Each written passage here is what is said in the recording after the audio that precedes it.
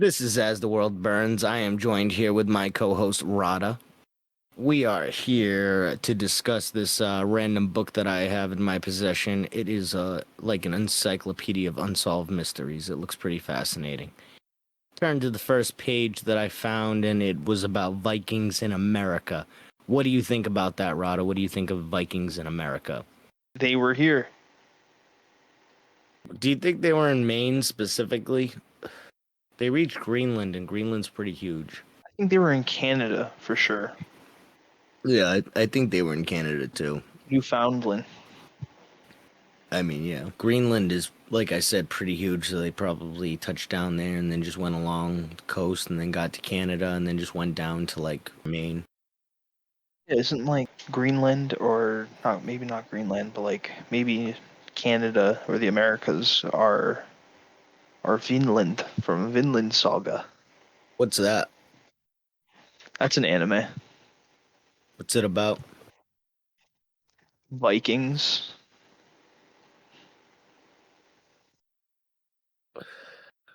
Need I say more? I mean, yeah, keep going. What's the plot?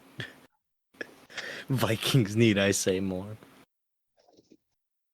It's about a kid who grows up in a harsh Viking landscape.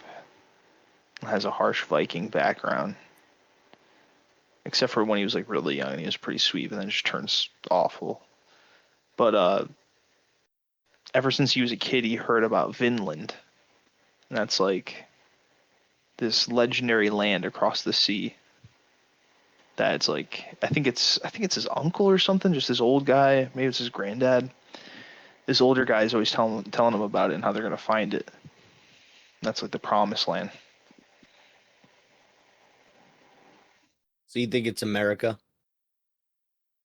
I think it's the North American continent.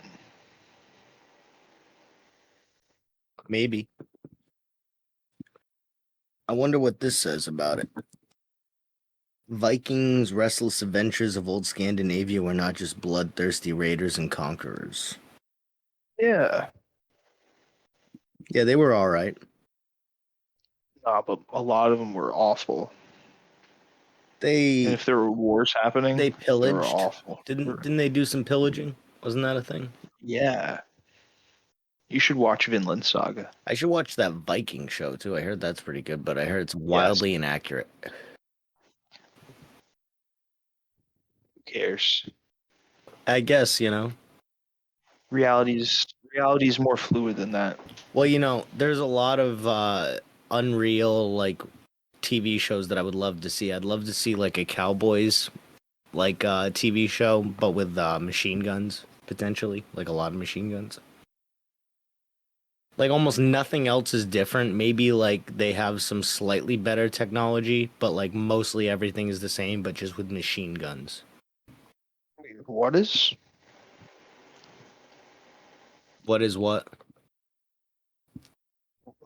What are you talking about? No, I'm just saying like I would love like a like I love anachronistic TV shows, and I would love a TV show where it's like a cowboy show, but it's just like all Would love yeah. Westworld. I've seen Westworld, but I'm talking about a real gritty cowboy show, but with machine guns. Old timey, steampunky, almost looking machine guns, maybe. Maybe in like Let me tell you about a movie called Wild Wild West. I actually do love that movie. I love that movie, even though Wild Wild West. it is terrible. It is like fantastic to me. I still love it. There's still a soft spot. Agree. That's a childhood favorite of mine. Me too. Exactly. I used to watch that constantly. I remember when they're running through the field and being chased by things on their neck. Yeah, and they're being chased by like the razor. Like that was gold. That's classic.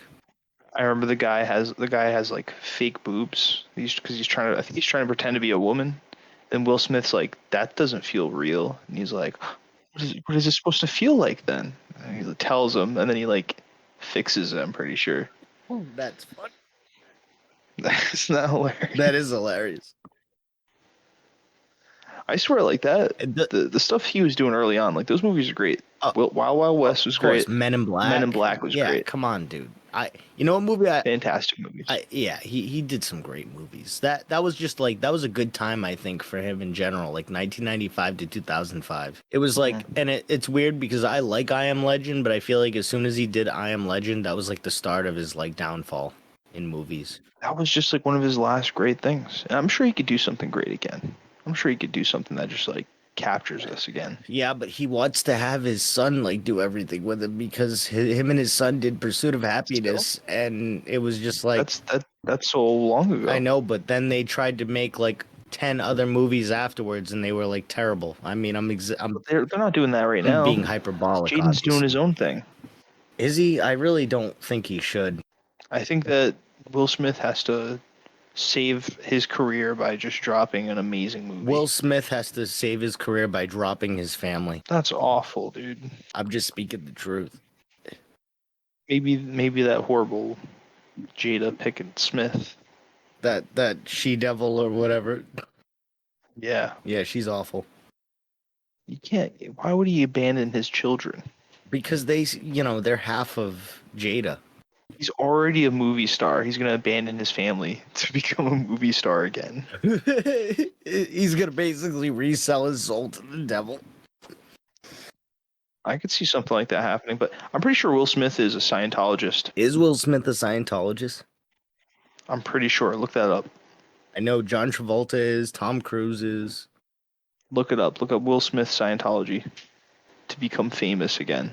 Why do you want Will Smith to become famous again? Because I respect him. No, Will Smith is not a member of the Church of Scientology. However, there have been rumors that he and his wife Jada have ties to Scientology.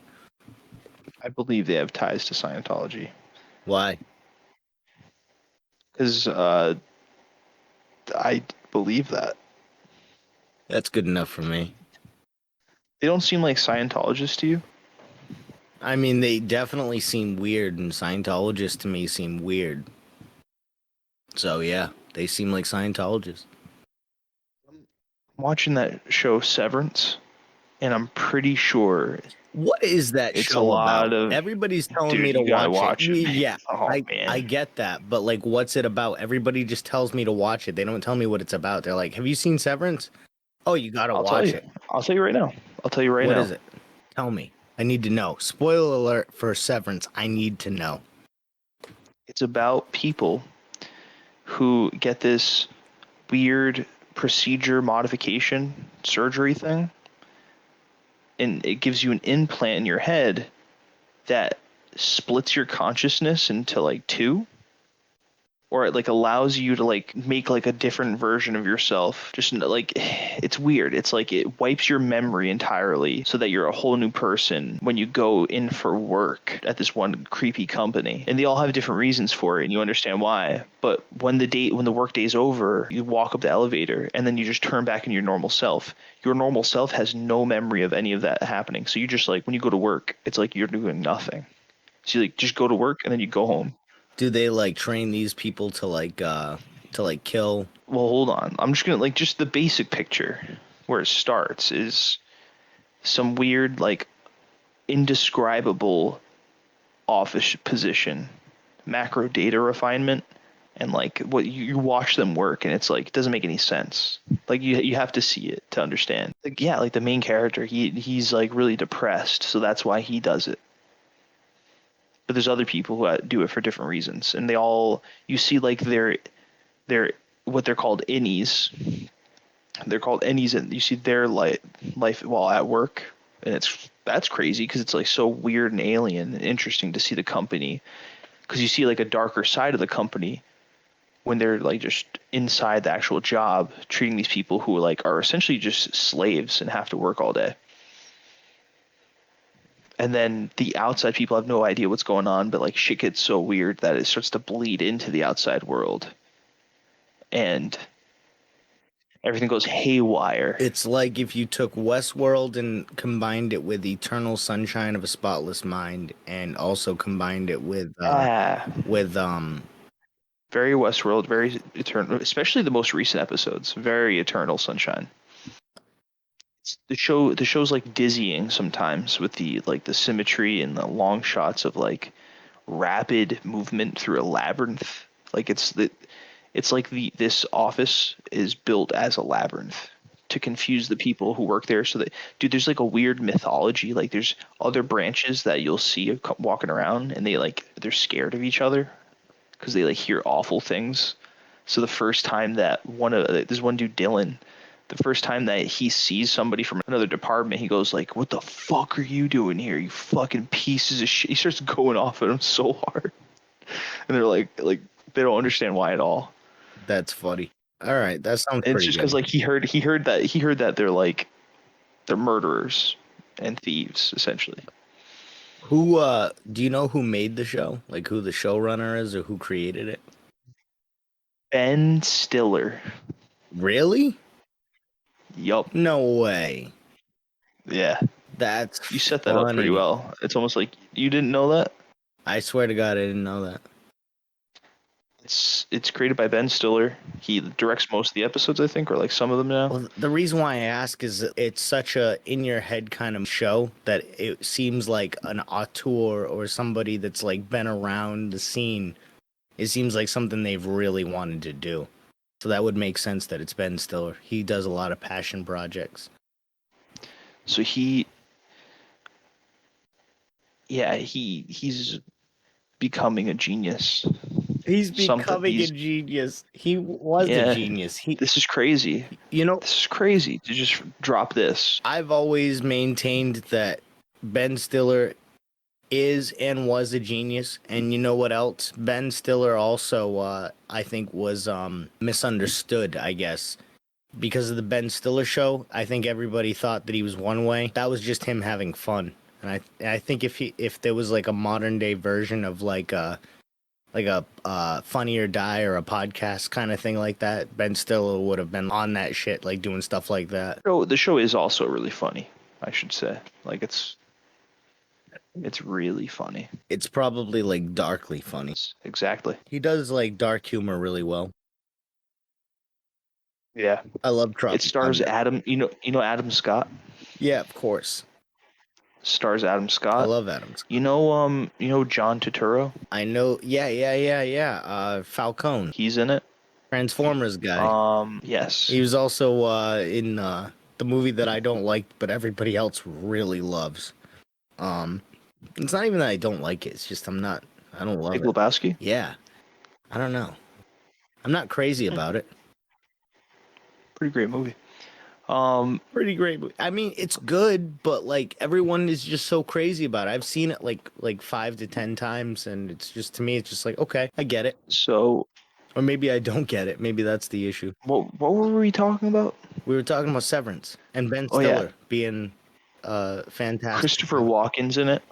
Can I just also say Ben Stiller directed one of my favorite movies of all time, my second favorite movie of all time. We talked about my first earlier, Inglourious Bastards. My second favorite is Tropic Thunder. True story. Nice. Yeah.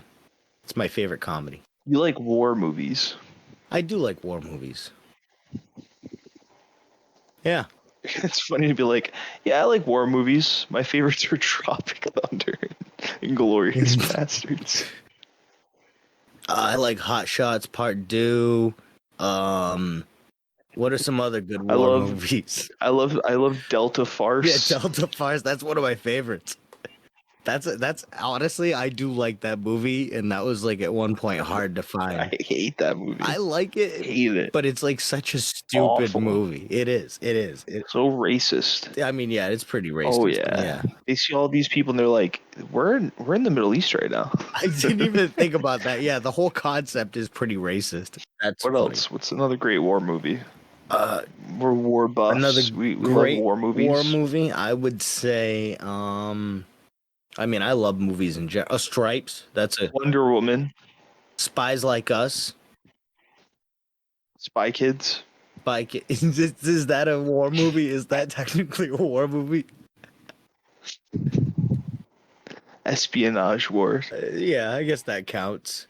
Salt. Then that's a great Lucy. Lucy's another great war movie. Cold War movie. Lucy. Yeah, that's if we're going spy. Lucy's not about a spy. It's close enough. It's about a woman who takes like the ultimate genius drug It's, and just exponentially gets yeah, smarter. it's about a woman who takes some pills and becomes a god. But she's not a spy. She's a spy. She gets kicked in It's the. like it's She's holding drugs in her system because she's spying on people with the drugs in her listen, I system. thought you liked war movies, but I think I might be wrong. Let me name some other war movies. Zombieland is another good one. The Walking Dead. Extreme Goofy movie. I really like that one. You're not even trying anymore. No, I'm not, Dude, I'm definitely come trying. on. No, but seriously. What's that movie? What's that movie about tiny little soldiers? Oh my god, I love that movie. If it's the one we're What is thinking it of, called? it's called Small Soldiers. Yeah, dude. That movie is Classic war amazing. film. That movie is so good, dude. I love that movie too. Like, as a kid, it was amazing. He's one of my favorite directors too. Joe Dante, who directed that. He also directed Gremlins and I think Piranha. He's a fantastic director. Joe Dante is really good. It's another great war film. War of the Worlds. War of the Worlds, yeah. That's a good The example. war on drugs. The war on drugs is a good example of a war, not a war. Trevor Moore's War on Drugs. Oh, that's true. Or no, Trevor Moore's history of this. Is it the war on drugs or is it the Civil War? Yeah. The Civil War on drugs. That's what it is. I thought it was just called The War on Drugs. No, because it takes place in the Civil War, and they single-handedly prevent the Civil War by I know it takes smoking place weed. in the Civil War. It's the Civil War on drugs. I'm telling you. You're probably right. You're a big fan of theirs. All right, let's flip to another ancient mystery. If I think of any more classic war films, I'll let you know. Hey, what do you think Stonehenge is? What do you think that's all about? Oh, God knows. Oh, Man, God knows. like, I I have no freaking idea. don't know. Yeah. I have no idea. Yeah. I can't even speculate. That's how mysterious it is. Stonehenge, so mysterious. Like, how the fuck are we supposed to know? It's not even aliens. It's something entirely different. It's humans. Some crazy bastards. Some crazy Celtic guys out in the middle of nowhere, just lobbing rocks up. And just looking up at these giant rocks and looking at the sky and just like freaking the fuck out. Freaking the fuck out. They're like, well, we got no more snakes on our island, so let's build some rock formations. How are we gonna do that? And then the scene ends, and we never find out how they did it. What's another thing that's mysterious? Gobekli Tepe? Gobekli Tepe. What is that? I don't know. Why don't you Google it? I don't even know how to spell it. Try. Do you know what the lost city of Tantalus is? No. There would have been many tales told in ancient Anatolia about the giants or mountain gods who held up the skies. It's about mountain gods and shit. That's cool. Yeah, that's not a mystery though.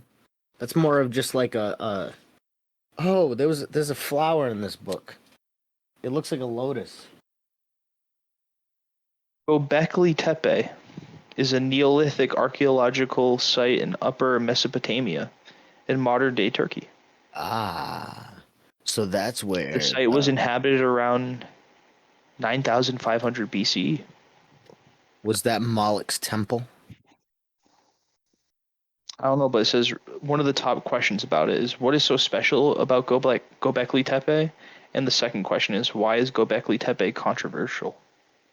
Why? Why is it? I think some people think this is the oldest site ever. Did they human sacrifice there? I don't know. Do you think King Arthur was real? There is no direct connection between Gobekli Tepe and the Book of Genesis. However, some people have speculated that the site may be related to the biblical story of the Garden of Eden. This is because Gobekli Tepe is located in the same region of Turkey that is traditionally associated with the Garden of Eden. Huh. Wouldn't that be interesting? Yeah, that'd be cool.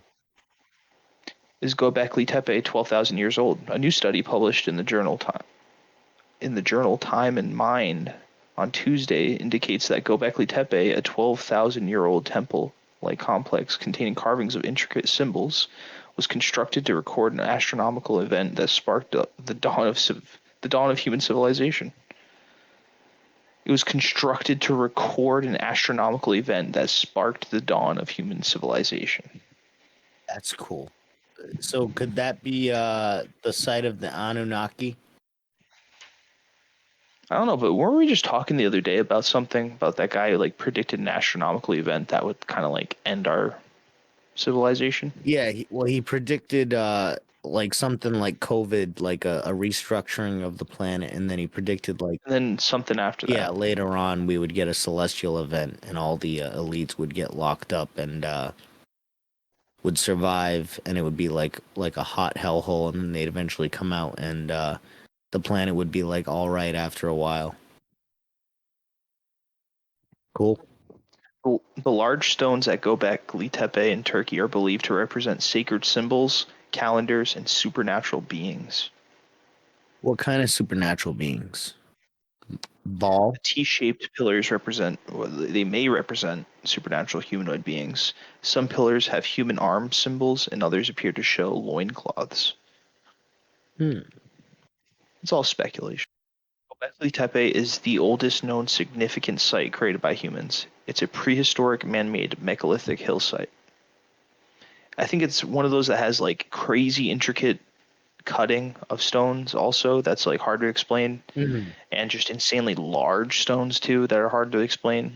Kind of like God, what's the name of the place we were just talking about? I don't even think about it anymore.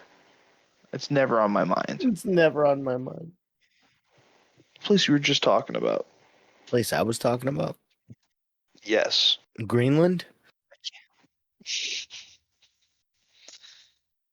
Fucking megalithic site. I can't believe Stonehenge. I'm blanking on Stonehenge. I can't believe I blanked on Stonehenge completely. Like it was not coming to me at I mean, all. most people do. It's not like it's not the biggest deal. It's Stonehenge. What is Stonehenge? You ever watch Spinal Tap? No. Great movie. You should watch Spinal Tap. And at the Check least, it out. well, no, you should watch Spinal Tap. We should watch Spinal Tap. It's a fantastic movie. Oh, somebody wrote in this book. They right. Just little notes about Egyptian symbology. Something about the lion. What about the lion? I don't know. They underlined something to do with like the symbology of a lion in the culture or something. Read it. I flipped through it and I'm trying to find it, and it's just like Easter Island. What do you think happened with Easter Island? I have no clue. Was that It's Tiahuanaco? All right, so here we go. heads. They're big, hard to move. People think that they walked them with ropes and like a bunch of people just kind of like tilting it back and forth. I don't know. I feel like that's crazy. In an Egyptian star ceiling, the lion constellation from the Egyptian star ceiling, and he wrote Egyptian lion king. So, who knows?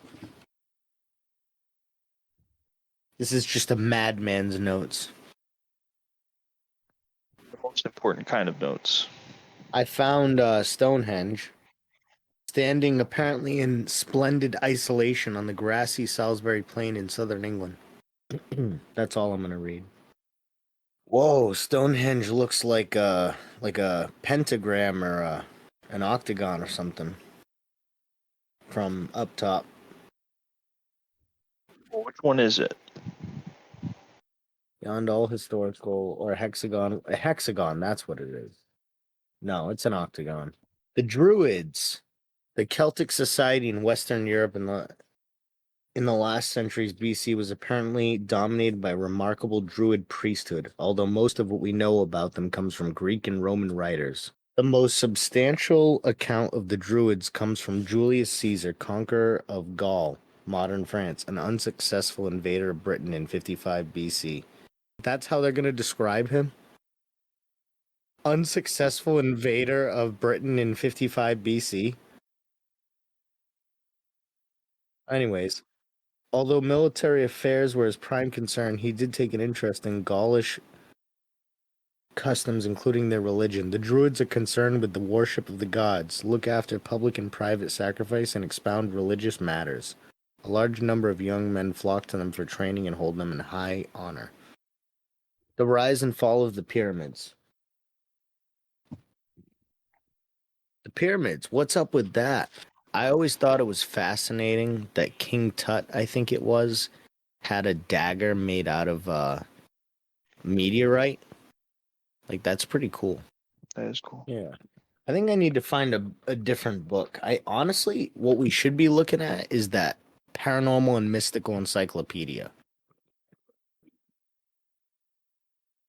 All right. Excerpts from the Paranormal and Mystical Encyclopedia. Harper's Encyclopedia of Mystical and Paranormal Experience. They have a section on Jesus. Okay, here we go. Hypnagogic states or hypnopomic states. Intermediate stages between waking and sleep during which the mind is receptive to sounds, images, ideas, and feelings and intuitions. Most likely the material rises up from the unconscious, but some of it may be psychic in nature. If dreams provide, as Edgar Cayce said, contact with spiritual and psychic forces, then the hypnopomic states are the gateways to those forces.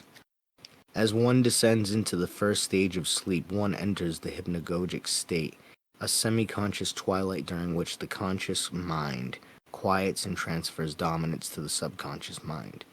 During this state, one experiences a spontaneously generated reverie of sketchy and fleeting images, impressions, and quite often clairaudient voices. The reverie ends as one enters sleep. The hypnopomic state is similar to the hypnagogic state, occurring at the end of the sleep cycle as one emerges from sleep into wakefulness.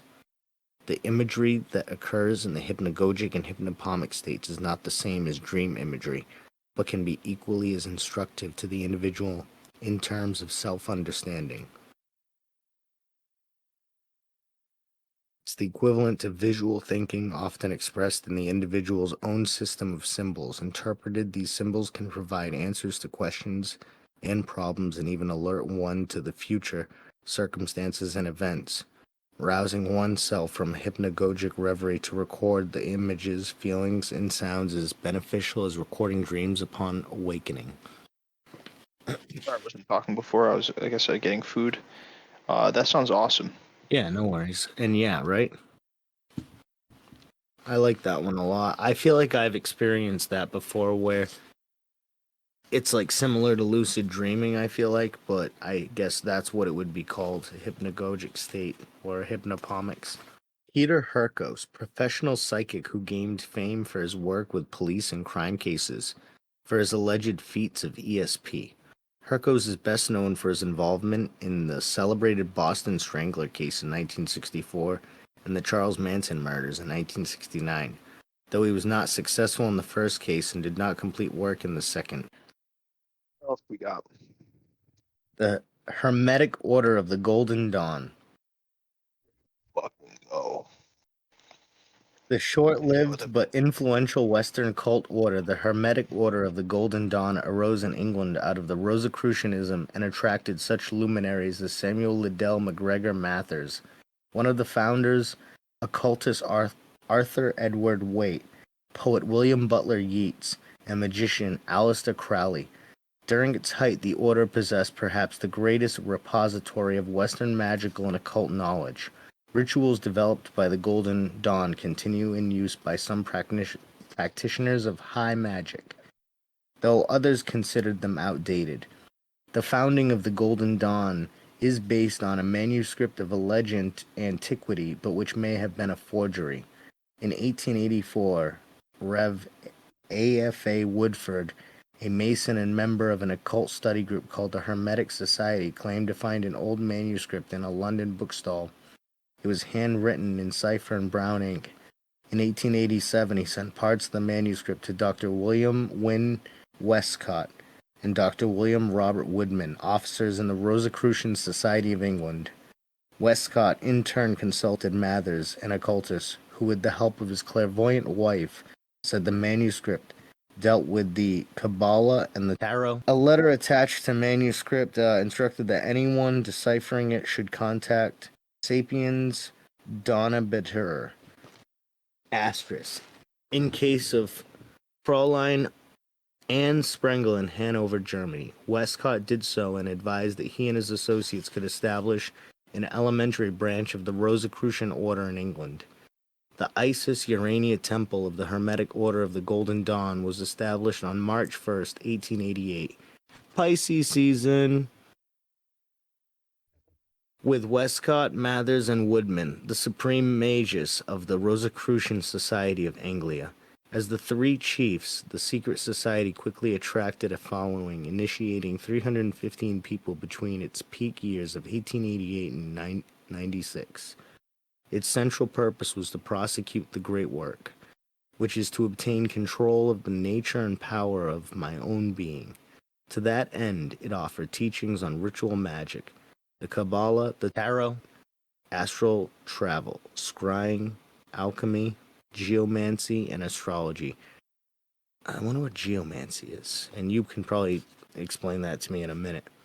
The Golden Dawn offered a hierarchy of 11 degrees, 10 corresponding to the Sephirot of the Kabbalistic Tree of Life, plus 1 degree of neophytes, which were divided into 3 orders. Almost from its inception, the Golden Dawn was plagued by internal dissension. Mathers, an eccentric man, sought to have sole control of the organization. He claimed to be in contact with 3 secret chiefs in Paris who had designated him as visible head of the order. His supporters believed to be a reincarnation of Michael Scott, a medieval Scottish wizard of great powers. That's hilarious that that guy's name was Michael Scott. According to legend, by 1891, Mathers and his wife were financially destitute and were supported by a wealthy member, Annie Horniman. They moved to Paris, where Mathers set up his own lodge and bombarded London members with his written materials. Woodman died the same year and was not replaced in the organization. Westcott resigned in 1897 in the wake of member inquiries into the veracity of Woodford's manuscript. He was succeeded by Florence Farr, who could not hold the order together. Aleister Crowley was initiated in 98 and quickly clashed with Mathers. When Crowley was expelled from the Golden Dawn, he retaliated by publishing some of the secret rituals in his magazine, The Equinox. The Golden Dawn began to splinter. Followers of Mathers left to form the Alpha Omega Temple, followed in 1903 by Waite and others who formed a group named Golden Dawn that gave greater emphasis to mysticism than magic.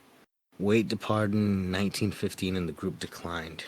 In 1905, another group was formed, the Stella Matutina, or the Order of the Companions of the Rising Light in the Morning, thus dealing the death blow to the Isis Urania Temple. The Stella Matina attracted occultist Dion Fortune in 1919 and Israel Regardie, Crowley's secretary for a time. In 1934, the Isis Urania Temple was resurrected as the Merlin Temple of the Stella Matina in 1917. The Stella Matina declined in the 1940s. After Regardie resigned and published its secret rituals, some offshoots of the Golden Dawn continue in existence. The Golden Dawn exerted a powerful influence upon Yeats, its greatest artist member, who was initiated in the Isis Urania Temple on March 7, 1890, took the magical name Daemon es Deus Inversus. The devil is God reversed. The mystical life is the center of all that I do and all that I can and all that I write, Yeats stated in 1892. Yeats said that there were it not for his... That sounds cool. Yeah. Yeats said that were it not for his study of magic, he would not have been able to produce the Countess of Kathleen, or his book on William Blake. Interesting. I feel very similar to how this guy feels. You feel very similar to how Yates feels? Yeah. Let's see. So, I would assume you know what Hermetica is, or should I tell the listeners? Well, I just want to also say real quick about Yeah. like secret schools, stuff like that, Yeah. Yeah, go ahead. magic schools. I think that's it, especially when they're led by men, and not to go into like a whole thing like that. Uh-oh. I think that especially when it's a group of people who believe that they can alter reality, or if that's like what their goal, if that's what they're trying to do, Yeah. it's hard for you to get a whole big group of people like that to agree on what that should be. And obviously that sounds pretty obvious, but like if you're actually thinking about it in terms of like they're trying to alter reality, and it's not going to work if they're all like not agreeing on how that's supposed to be done. I was just saying, You know what I mean? yeah, no, I 100% agree. And like I think that's why like these like magical groups, these like you know how they're supposed to be like covens of witches, and that they're supposed to be more powerful because they can work together or whatever. But I think it's rare, and I think that it's like possible. I just think that it's incredibly difficult to find a group of people with like minds, but like witches seem to keep figuring it out. When it comes to these magic schools and secret schools Mhm. and orders, they're trying to like do crazy magic that alters reality. Yeah, nobody can ever agree on how And to actually alter. nobody can like sometimes they can though. Like some groups do figure it out, and like I was saying with witches, witch covens seem to work out pretty often. That's pretty much it. It's just like if you think about it, like it's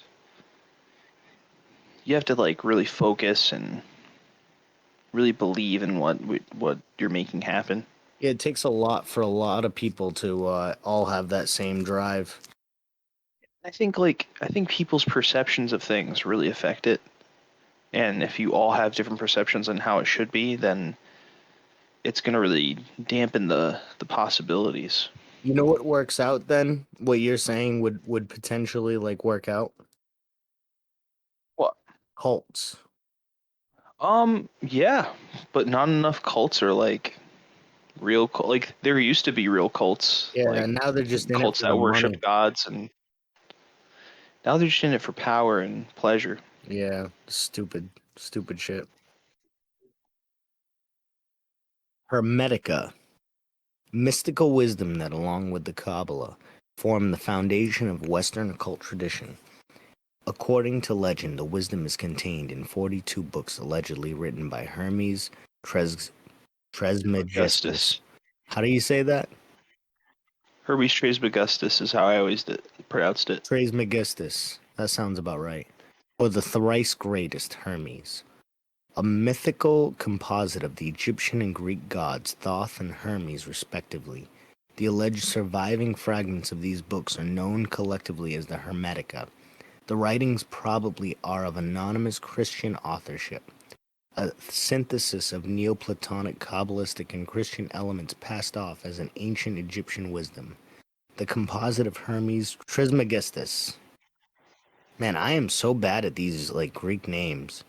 Was created by the Greek Said it out. I've said it many times. Trismegistus.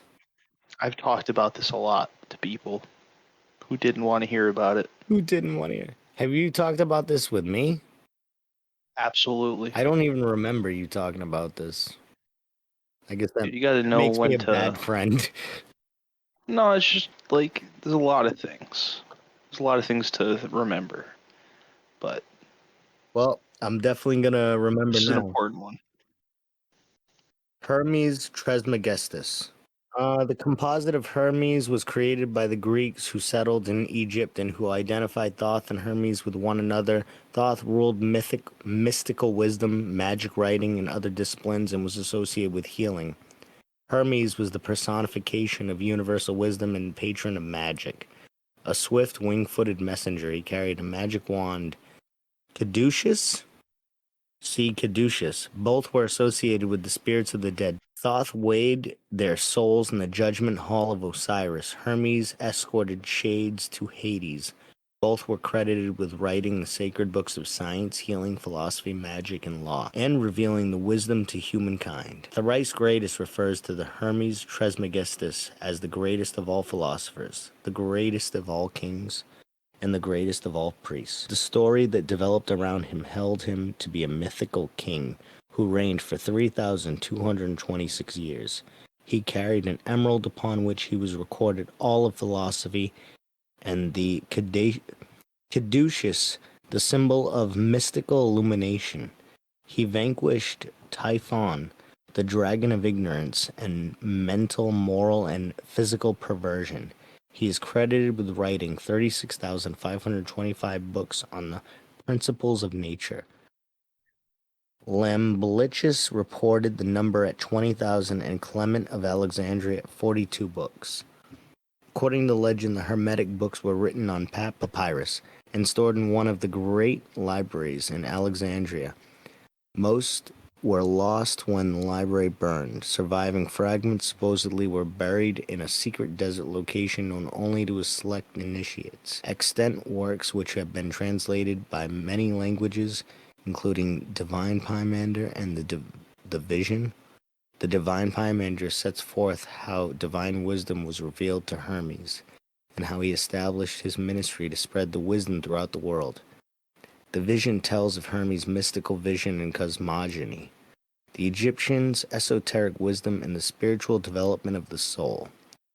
Passages bear resemblance to the writings of Plato and Philo and to the Gospel of St. John. The legendary emerald tablet, which Hermes Trismegistus holds in art, is said to be inscribed in the whole of the Egyptians' philosophy, including the magical secrets of the universe. According to legend, it was found clutched in the hand of the body of Hermes in his cave tomb. Another version has it that Hermes Trismegistus' mummy was interred in the Great Pyramid of Giza. No two translations of the tablet are the same. A Latin translation dates to 1200. The Emerald Tablet is cited as the credo of adepts, particularly the alchemists who believed the mystical secrets were hidden in Hermetic allegories. In this, the alchemists interpreted the transmutation process.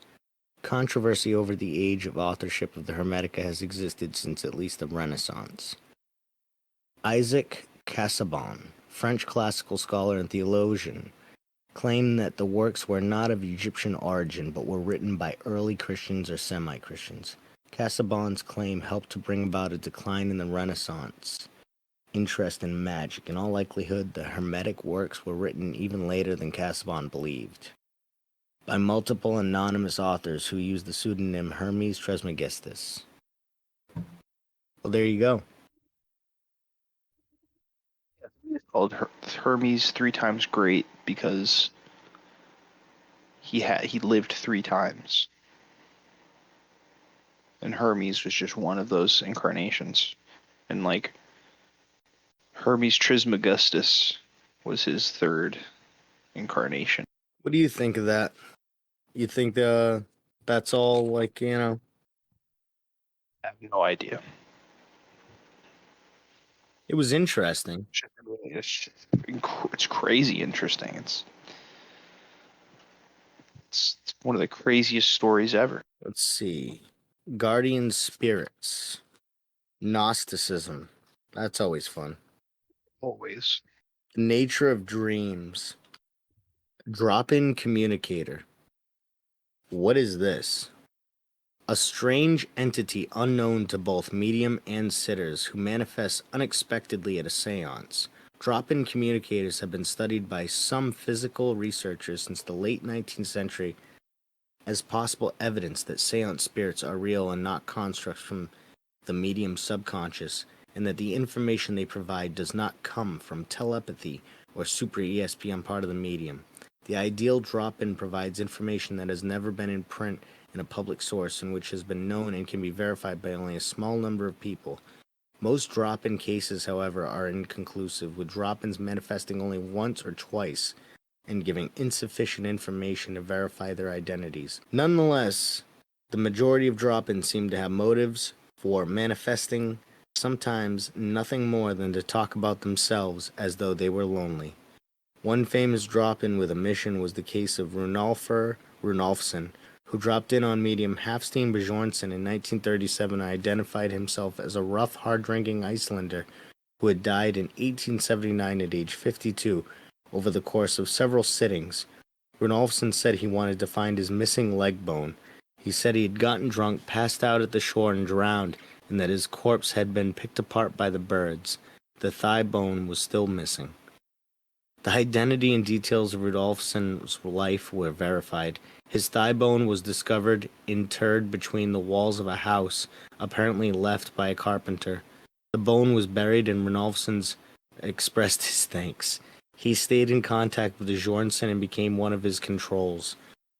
Drop-ins are on rare occasions accompanied by physical phenomena such as table lifting, mysterious lights, apports, scents, and strange noises. It may be argued that some of the alleged highly evolved entities that are channeled also are drop-in communicators, for they manifest without warning. However, these entities provide little, if any, concrete historical data that may be checked by researchers. Some of them claim never to have lived on Earth. The entity Seth, who first appeared at a Ouija session to Jane Roberts and her husband, gave information about the previous lives of himself and Roberts and her husband in 19th century Boston. This information was examined by psychiatrist Ian Stevenson, a leading expert on reincarnation. Stevenson felt the material was derived from Roberts' own subconscious.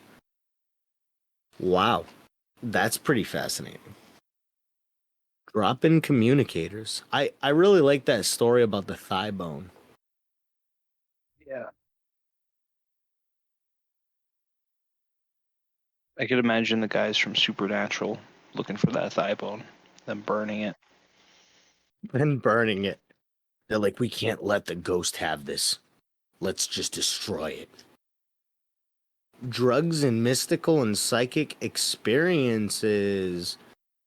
All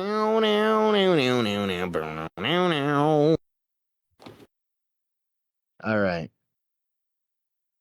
What do you think of I don't even feel like reading this because this is all going to be like regurgitation of things I've read.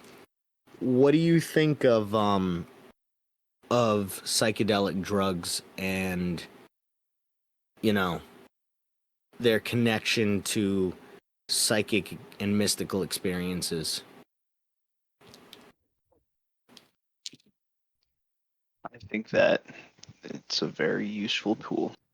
Let me ask you, have you ever like experienced like a genuine like mystical experience on psychedelics? And when I say that, I mean like a genuine, like, you know, like on paper mystical experience, like you go through and like, okay, checks all the boxes. Most of my experiences with psychedelics have been, I wouldn't say mystical, but they've been enlightening, but not mystical. Were you trying to do anything No. mystical? No, not at all. I was trying to, if anything, just have a good time. And for the most part, what I end up feeling on psychedelics is more of like a therapeutic experience than anything else. I don't even necessarily have a good time. I just have a therapeutic experience. But there was one time that I genuinely think I had a mystical experience on psychedelics. And it was at the most random, most just minute time, like where I wasn't expecting it, but like I almost like it checks all the boxes, so to speak. I was I was playing the game Dead Rising 4, and I was on mushrooms. I had taken, I think, 5 grams of mushrooms. I think it was like the most mushrooms I've ever taken ever. And I was playing Dead Rising 4, and I started to notice that all the zombies were moving at the same time, like code. and I started to think about, like, I almost had like a deja vu experience all of a sudden, and I'd never had that on mushrooms or any psychedelic, a deja vu experience. I had like major deja vu, and then all of a sudden I like started like saying to myself that I like get it, and that like it just like makes like sense, and that everything just makes like complete sense in that moment, and that it almost felt like life was like coded, and that I was kind of seeing past the code, and I was kind of understanding that it's just all, I guess one could say, a simulation, but I don't know if that's the word I would use. It's just all like, you know, it's a paper thin perception that we go through on a day-to-day basis, and it can all be changed with, the simplest of things. And I guess to break through that barrier with like psychedelics can help. But I would say that's the only time I ever had like a genuine mystical experience. And the only reason why I know that's what it is I was later on I was reading it was the book of mystical and religious experiences. Specifically, it was written by W.H. Hinton or something like that from the late 1800s. And he describes a deja vu mystical experience in almost like that exact same way. He said that there was a feeling of like connection to the universe, and like all a bunch of stuff. If I looked for the book or that passage in the book, I would describe exactly what I experienced. And that was like the only time in my life that I've ever experienced anything like that.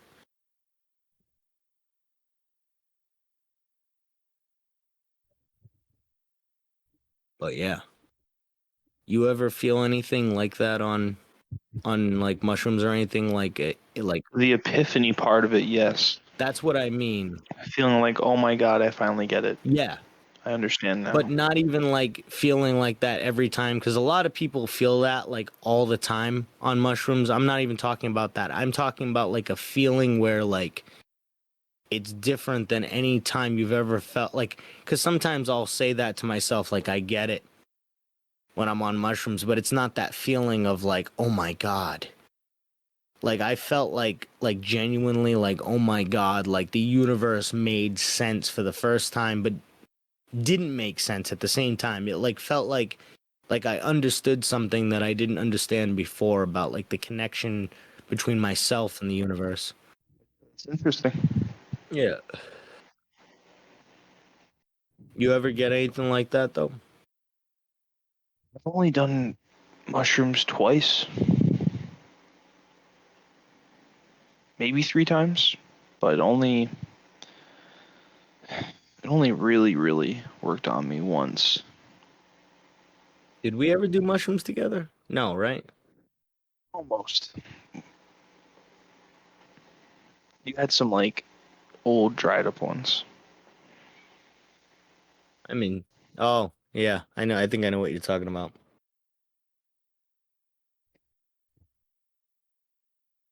But I don't know. It's definitely a crazy experience, but I've only ever felt that one time. I've done mushrooms like upwards of like 15 to 20 times, I would say. And I've done the seeds probably like 20 times at least. And I would say like that one time on the mushrooms was the only time that I ever felt like anything that I would say was just completely shattered my universe. It was the only time in like my entire life that I ever felt anything like that. It was different. And Would you ever like try to do some mystical practice while you're on mushrooms to see if it helps you out? Because that's really what the question is. Not just if like you experience something weird and paranormal or mysterious like that. I mean, it wasn't You got to try to make it happen. paranormal. I wouldn't call it paranormal. I would actually say I've experienced more paranormal-ish situations on mushrooms than that situation. That situation to me wasn't paranormal. It wasn't enlightening. It wasn't, I mean, maybe it could be considered enlightening, but to me, what it was like is it was like a feeling of like it's like when Peter Quill in Guardians of the Galaxy touches the Power Stone and sees infinity. That to me is like how I felt. I don't know how else to describe it. My cat meowing. What is it? Sorry for my cat. No, you're good. I couldn't even. Oh, now I love the cat. Meow. But I don't know. It was something that just blew my mind. But my favorite psychedelic has been the Seeds, the Morning Glory, and Hawaiian Baby Wood Rose. Those are the everybody hates them, but I love them. I know what I get when I take those, whereas with with Silo, it's can be either really good or really bad of an experience.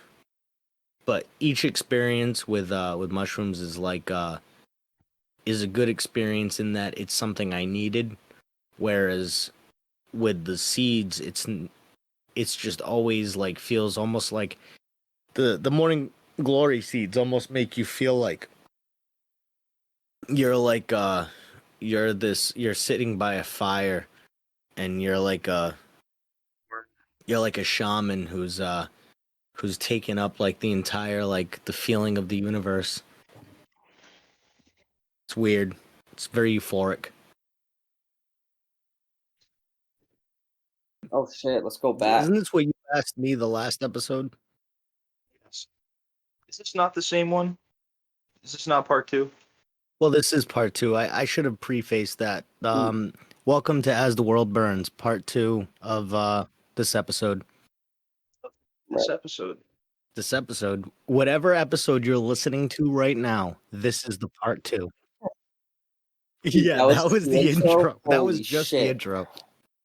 I was watching a video and it was just talking about how there's all these natural disasters that keep happening, and then they start to turn that area into like a smart super city. Did you see Spain getting flooded? No. Oh, dude, there's an island off Spain that I forgot the name of it, but it had severe flooding to the Are you point talking where, about America? no, not America. That's America is not a Spanish island. An island off of Spain. America? Okay, yeah. If you go a little further, yeah, maybe it is. I do hear there's severe flooding. Yeah. That they're gonna But turn yeah. that island into like a super city, and it's gonna be like a cool metropolis. Oh man. But evil. Don't forget about the space lasers. So wait, I got a question for you. If space lasers cause, oh sorry, go ahead. If space lasers caused massive amounts of fires, according to what would flooding be caused by? Let's really try to figure this out so it can be true. What conspiracy would cause flooding besides global warming?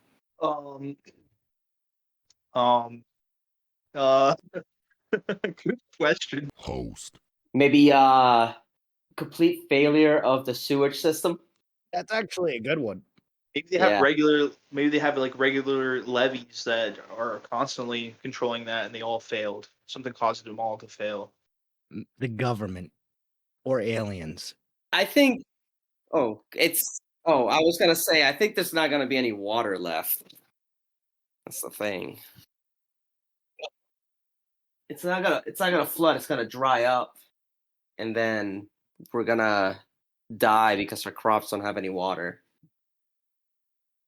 Wait, what do you mean? Oh yeah.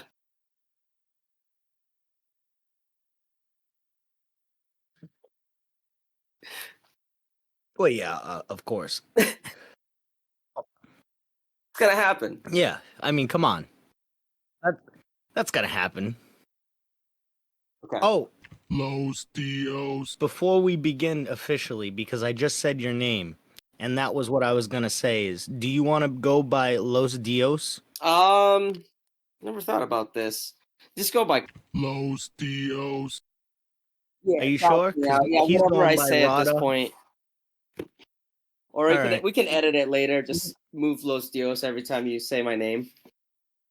Yeah, you know what I'll do? And I thought about doing this with, which I'm gonna have to now either way because this whole episode is gonna be littered Yeah. with names.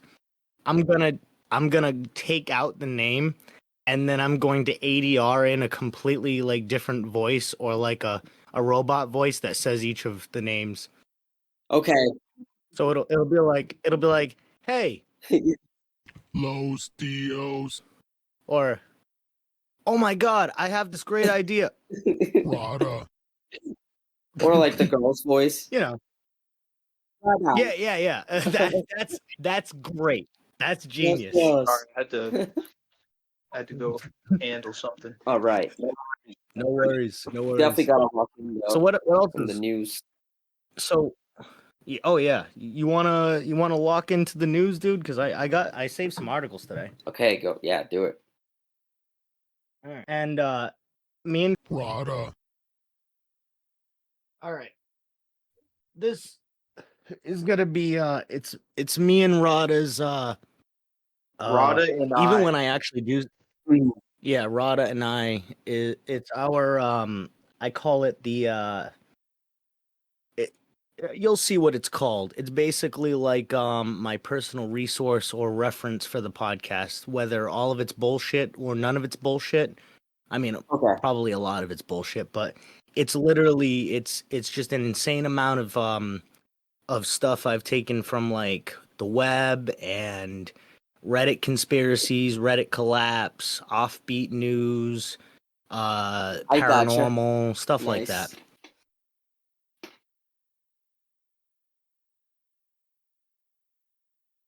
It's my conspiracy and paranormal magnum Oh, shit. opus that I'm working on. Just a conspiracy audiobook. This kind of is going to be, I guess, a conspiracy audiobook because I just want to like pick up on the parts that Joe Rogan really leaned in on before, like all the really like conspiracy and like half misinformation Yeah. and shit that he would spout off. I want to spout off that too, but you know, from a very Gotcha. unbiased Wants perspective. to be just like Joe Rogan. Yeah. Yeah, what sucks is that Joe Rogan never like progressed in recent research and shit that was debunked and stuff.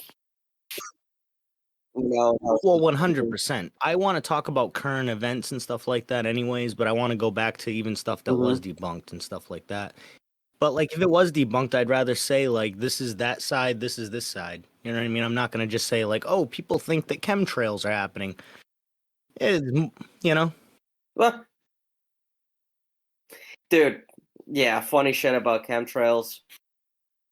Somebody at work was like, "Oh, like I don't know.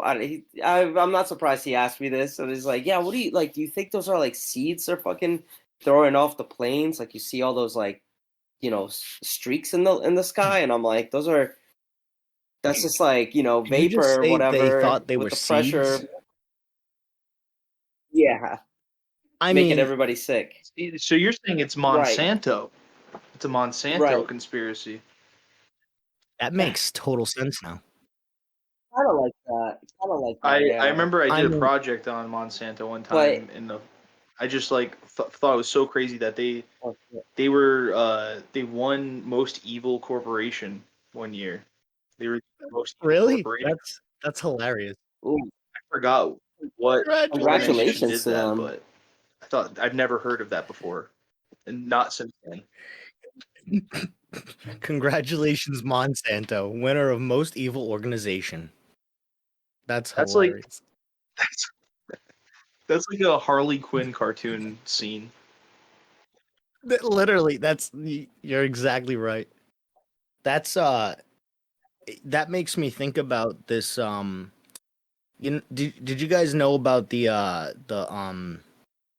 it's a genome mapping that they're doing with cannabis in order to basically map out the entire genome in order to prevent Monsanto from being able to patent stuff and strains and shit?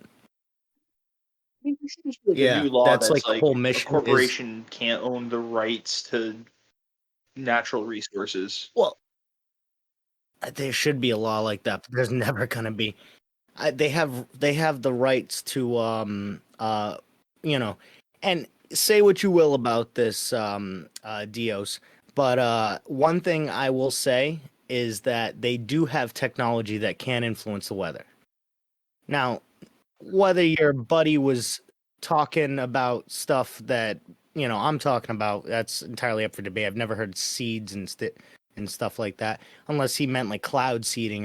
What you can do though is you can heat up certain areas a little bit more than others. I would say with microwaves or something like that, but I have no idea, and I'm just talking out my ass. Yeah, yeah, You're saying maybe it's a way to control yeah. weather? Because, I mean, you can control the weather with, like, even sand. You throw sand Well, in the yeah. sky. Literally. Yeah. You could You know. you could just like we were talking about earlier about like flooding an area can influence the entire like biome of that area. Increase some for water in sure. some area, you get a little more rainfall, and then boom, you get increased rainfall. Well, to answer your last question too about what do you think the cost of a flooding is like, imagine that piece of Antarctica Yes. that broke Yes. off. Well, that's what I was alluding to. That's most definitely what's happening. Yeah. Most definitely. Yeah, so that thing's gonna thaw out in like Yes. the warmer Did you hear where it currents. is right now? Yeah, It like- it apparently it like landed No. on a beach in South. Not it's the country, South Georgia. What? The country, not the obvious the state. But that would be honestly like crazy if we like took that iceberg and just like converted it to America, just like sucked it up. Trump's like, this is Greenland number 2. Stay tuned as we go at this rate. The Georgia of America. Let's see. I just searched up Georgia country, and I wonder if like the news is gonna mention I do have it under my March list of stuff. Let's see. March 2025. All right. Let's see. March. Sewage treatment, drinking water, woolly mice, war with Woolly China. mice? Yeah, woolly mice. Tell me about those. Well, hold on. Let me find the South Georgia thing first. Doomsday Clock. Skipping over some crazy titles. Trump. Yeah, where is it? And Yeah, I see it. iceberg. Wow. World's biggest iceberg runs aground off South Georgia. CNN, here we go. 3 minutes ago, holy shit. Oh no, 3-minute read. All right, well that makes more sense. And go. The biggest iceberg in the world, named A23A, appears to have run aground after drifting around the Southern Ocean near Antarctica since 2020. Wow, I didn't know it was drifting around that long. Weighing nearly 1 trillion metric tons, A23A has come to a stop off the island of South Georgia, a British overseas territory in the southern Atlantic Ocean, according to a statement from the British Antarctic Survey published Tuesday. That was a run-on sentence. The iceberg spanned an area of 3,672 square kilometers. 1,418 square miles if you're American. 1,000. Damn. That is a lot. When measured in August, a paywall just came up. Fuck you, CNN. I don't want your paywall. Anyways, where was I? Crazy. Slightly smaller than Rhode Island and more than twice the size of London. Wow, that really says a lot about Rhode Island. Yeah. It calved from the Fitchner ice shelf in Antarctica in 1986 and then rested on the seabed in the Weddell Sea for more than 30 years. I'd love to have a video of that thing just breaking off. I'm pretty sure they do have video of that, right? I sent you some pictures of it. It's pretty incredible. Ooh, that is huge. Oh, wow. That's crazy. You could literally like That's just nuts. land on that and just like make like a whole like setup. Like a Yeah. base. Well, that's what like Rhode Island would look like Whoa. if it had nothing on it. Or Whoa. if it was just like frozen over. Literally. Yeah. Yeah, exactly. That's two Londons Could you right there. build a city on top of it? Like, would it stay Ooh, London? frozen long enough, or is it gonna melt fast? It's gonna melt faster and faster the Yeah. closest it gets to the equator. Yeah. So it's like it's breaking off now, but then we'll start seeing like the floodings happening like quickly. And you're just like, holy shit, and like, in 45 minutes the city flooded instead of like getting the warning. So do you think that island off the coast of Spain is like they're screwed? Well, everything that was washing off that island it made it to the mainland. So you know what I mean? So it's like, crazy. yeah, it wasn't a huge island, but it was an island off of Spain. So that whole island just got and, destroyed, just wiped out. It's got destroyed, Dude, yeah. why is nobody talking about this? That's crazy. Right? Yeah. No, Mhm. I 100% understand why you've mentioned this. Like, that's fucking nuts. Now, I will say that I don't know the condition of the island now. This was a few days ago. I mean, still, what's a few days gonna do for an island that just got washed away? Yeah, not No. much you can do at that point Exactly. in a couple days. That's crazy. Flood. Let's see. Spanish Island flood. Tourists warned stay inside Spanish Island. Oh, it's the Canary Islands, so that makes sense. Wait. What fucking... Yeah. I suck with my geography. What do you think about Gobekli Tepe? Oh shit, let's go back. Isn't this what you asked me the last episode? Yes. Is this not the same one? Is this not part 2? Well, this is part 2. I should have prefaced that. Welcome to As the World Burns, part 2 of this episode.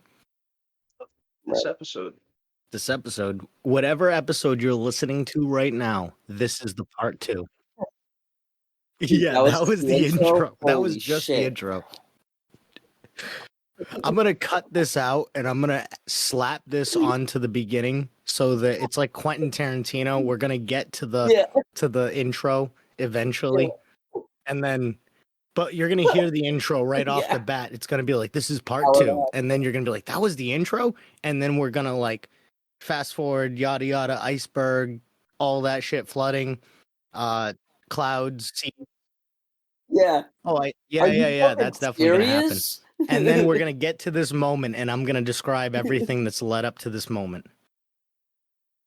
Welcome to As the World Burns. Welcome, folks. Another episode where there's like no title until the very end, and it's like a title. You know what I mean? Like when like the bad thing at the end of the movie happens, and then you see the title of the movie. It'd be like that. What's always the best way to tell a story is when you don't tell people initially what's going on, and you just leave them like completely like, what the fuck? And then they figure it out later. That was a part of some linear story that we don't fully understand yet.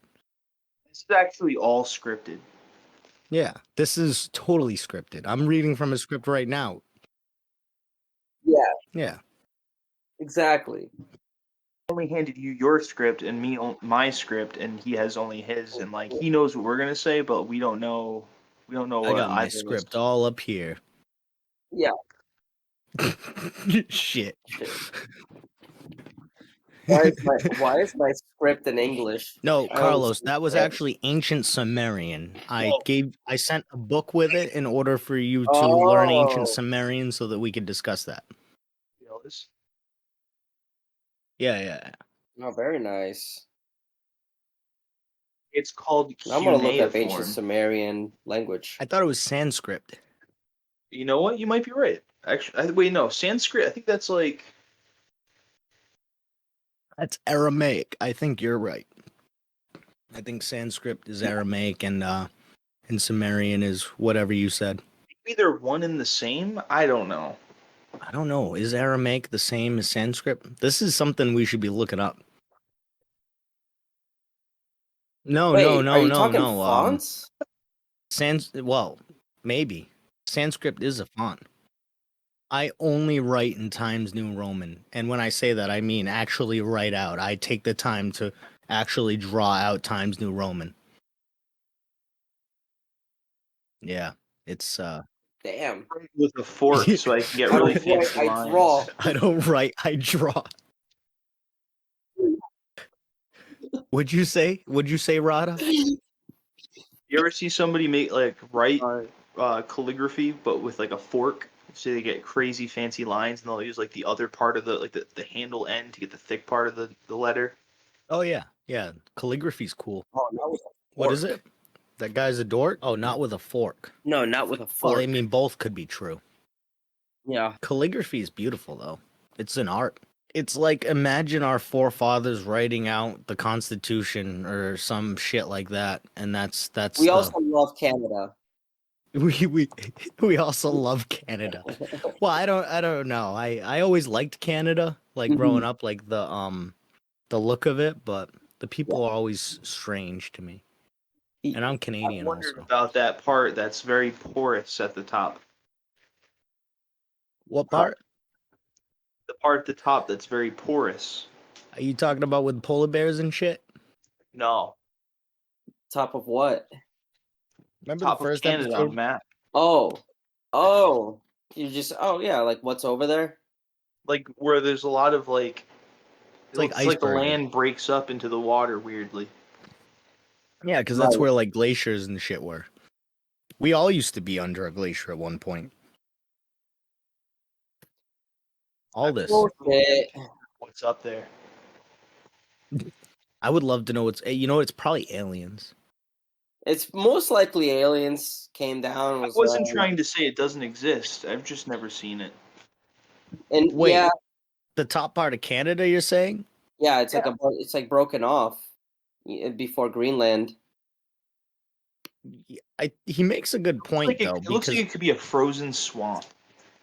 It does, and I feel like I've never seen any like pictures of it ever, like that part of Canada. How's it look over there? Is it just like a frozen wasteland? I don't understand. It looks like It probably is a tundra. It's kind of pretty frozen. Like Yeah. anything between those islands is ice. Like a no man's You know? land. No man's land. Polar bear. No, those are South Pole, right? No, those are North Pole. Oh yeah, North Pole. Yeah, polar bear. And penguins are South Pole. We figured that out the first episode of the podcast. That's something we accomplished. Yep, that's very true. So I'm on the Wikipedia. There's no real pictures of it. It's just like there's a bunch of research facilities there too. So I guess that's why you don't see many pictures. Aliens. There's a lot. There's probably a lot of like Area 51-ish areas. That's where you see all the those crazy space photography pictures and shit like that. This is actually a really good you bring up kind of a good point, or Thank you. Well, are there Area 51s in really cold places versus really hot places? Because we know that they're in a lot more of the time and more of like temperate and hotter regions. So is that going to affect the craft being cold? Probably not, because if it's in space, no, it's super cold. Talking like in the beginning of the first episode, I think, about Nazi bases. Oh yeah, Antarctica. Oh yeah. Yeah, but and that's where you get all the old data, all the like old bacteria, so you can dig up from the ice, and like bugs and stuff that are just frozen. That's pretty cool. You find like all the like the layers of evolution and like the different eras. Yeah, you find like real animals there. They just dig deep, like, but they find real parasites and bacterias and bugs from the ice. A woolly mammoth. They actually cloned woolly mammoth with rats to make rats have the same cold resistant genes as a woolly mammoth. They just did that. Mice? I just saw that.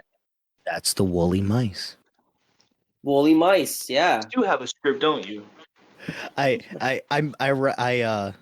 Well, that was one of the stories that I rattled off when I was going through. I was like, woolly mice. I was like, that's pretty interesting.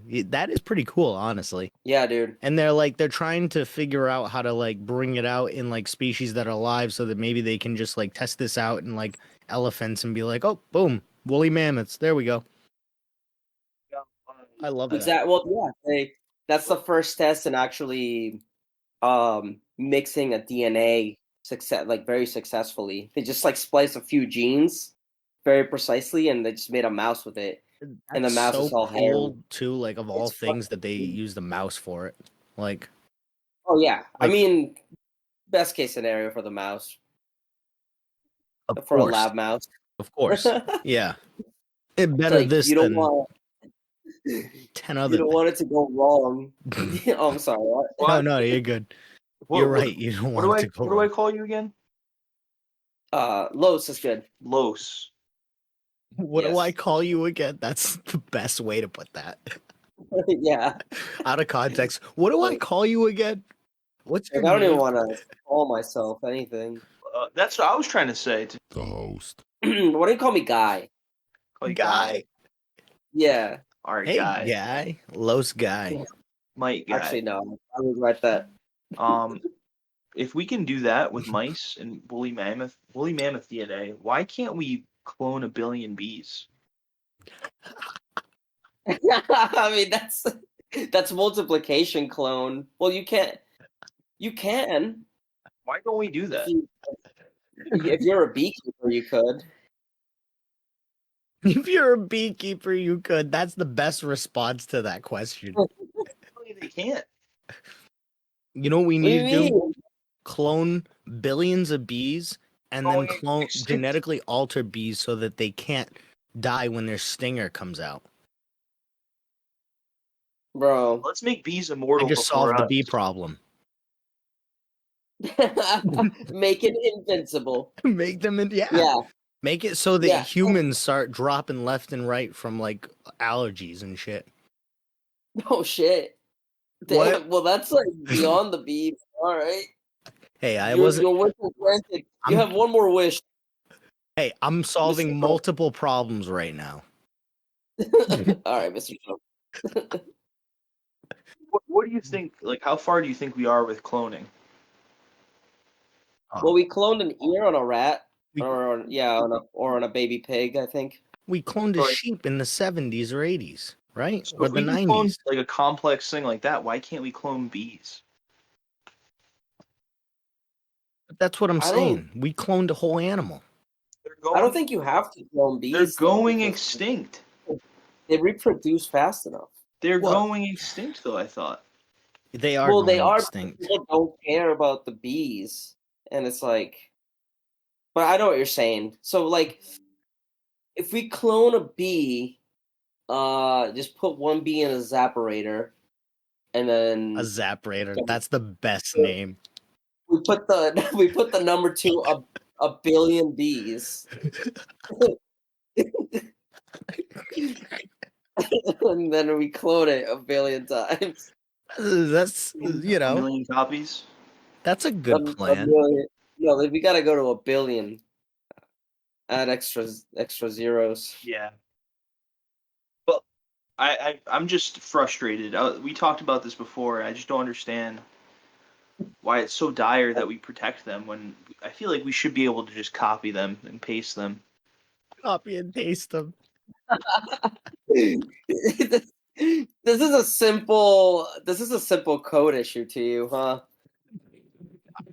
I didn't think about code. I don't either. All right, that's funny. I mean, I wish we could. We can clone sheep. Apparently deer. We can just do that. But how do you expect what do you We got how do you 3D clone a printers. billion We bees? got 3D printers. Oh, dude, yeah. We can make him out of any material too. No, we can't. We need No. them. We need them to be alive. We don't want them to go extinct. If you turn them into anything else, then the species is dead. Okay, so we have a 3D printer. Then we gotta mix like the Make samples. organic material.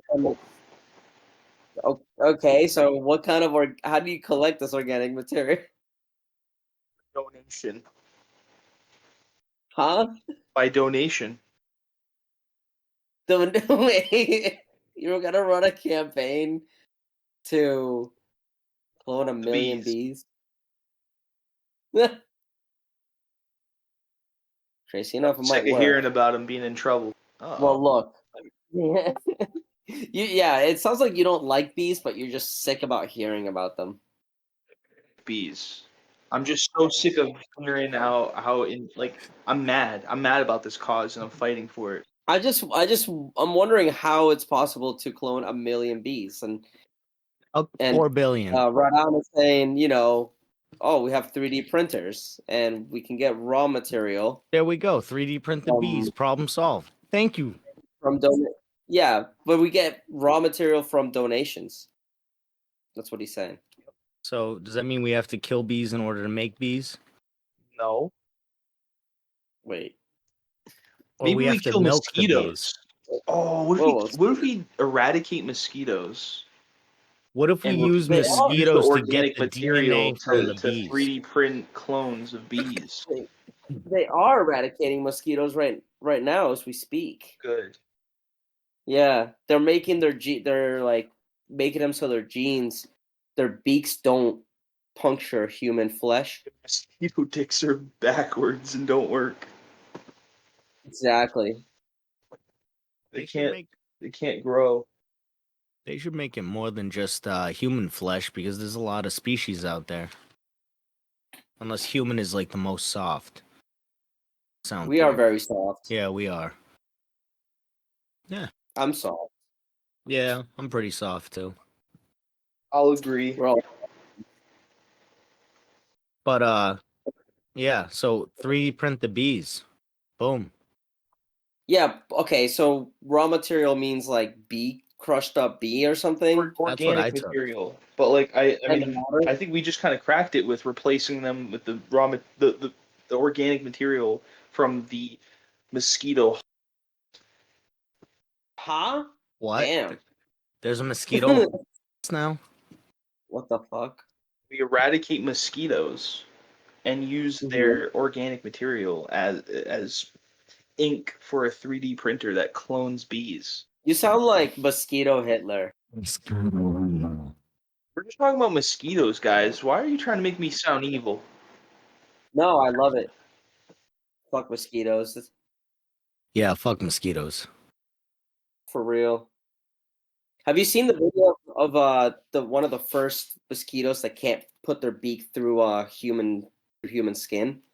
It's kind of hilarious. It's kind of sad. hilarious. I was gonna say sad little bitch. Yeah, it's both. Yeah. Look it up. Google it. Google it. Oh shit! All right. Googling to the host. I'm gonna Google it. Yeah, Google mosquito penetration. That's exactly what I'm gonna Google. I'll let you guys know exactly what comes up. Oh no. Yeah, look it up on look up art after it too. Mosquito can't penetrate. Art? There we go. Your mind's gonna be blown. Oh shit. Now, how is that gonna affect the ecosystem? They can't feed off Just humans though, right? Yeah. All right, good. And they can fly around and they get fed by So what other insect can we eradicate then, so we can make more bees? This like small parasite that's infecting a lot of them. Scorpions. No, not scorpions. No, they're a vital nutrient source. Actually, hornets. More so, I would think. Don't hornets kill bees? Isn't that a thing? I don't know. I think they do, maybe. I don't know. I feel like if like a sneaky hornet got up on a bee and started, messing around, and the hornet's like, oh my god, this ain't a bee, and then all of a sudden he just like murders the bee because he doesn't want any like witnesses to like the foul act of nature that he just committed. Right. Exactly. No, hornets Yeah, do hornets suck. suck. It was yeah, honestly, if hornets could like eat that, hey, here's another solution. Hey, fuck the bees. Let's make hornets pollinators. No, no, because they would be like moody as shit. They Bees would be are just moody. Yeah. you know, be like bees just kind of get drunk off pollen and Yeah. take Yeah, naps. they do their own thing. Yeah, you're right. That's hilarious. That's a great way to describe bees. They get drunk off pollen and take naps. Yep. They're just kind of floating along. Buzz, buzz. Yeah, exactly. And they just happen to make honey, which is like the best fucking thing in the world. If I'm being honest with you, I'm not a fan of honey. Dude, it's edible, doesn't go bad, it's very sweet. Well, I love the benefits of honey, but the taste, that's the only thing. I mean, Interesting. yeah, Wow. that's what I mean. Like I think the benefits of honey are amazing, but I don't know. I'm not a huge fan of the taste. I don't know why. I never really liked it. Hmm. But I'm open to like, have honey like if it's presented to Yeah. me, you know what I mean? It's not Yeah. something I'd go out of my way to get, but it's not something I would be like, no, no, no. Did you have it like from a bottle or from the source? I've had it Did- from a bottle. I've never had it like fresh, Okay. like really good, like actual honey, Yeah. like the comb. I think maybe I had that once, and that to me was the best thing ever, if I'm not mistaken. Like from the Oh, comb. interesting. Yeah. Yeah. But like regular honey, I'm just like not a huge fan of. I don't know why. Yeah. Interesting. Yeah, it could also be brands too, because when I don't like something, or if I think I don't like something, I tend to just stay away from it. So it could be I had a brand of honey that I didn't like, and I was just like, well, I guess I don't like honey. So then I just kind of, Interesting. yeah. And Oh then, wow, okay. Yeah, I was gonna ask if you've had honey since then. yes and no. I've had like some Okay. honey, like stuff with like honey in it, but I've never had like straight honey since then. But I'm open to Okay. try it. Like I said, I'm not, it's like Yeah. seafood. I'm not gonna go out of my way for it, but like I'd try something. Mm. Yeah. I've been getting just honey on my coffee. That seems like a good idea. Sweeten up the coffee a Yeah, little bit. absolutely. You know what I just got recently? That I got, I guess not related but related. I got a French press, and that to me is like the greatest like thing that's ever been like invented ever. Yeah. Like Yeah, they are I, fun. I never realized that like making coffee could just be like so easy and chill. Yep. It takes a little bit of time, not that much time, and then you can fuse the sugar with the coffee. Oh, see, I just drink mine straight up black, dude. Okay. Yeah, I put But with a honey, little bit of sugar in the that'd be press. good. Yeah. That'd be good. I haven't tried it with honey since I had last time I had a French press. I don't anymore. Mm-hmm. Didn't never try it with honey. I think I just tried it with sugar. I mean, yeah. Either way, that sounds delicious. Either way. Oh yeah, for sure. Yeah. Only reason why I drink mine black is just because I drink so much sugar as it is. That's really the only. Well, eat, drink. I wish I had coffee right now.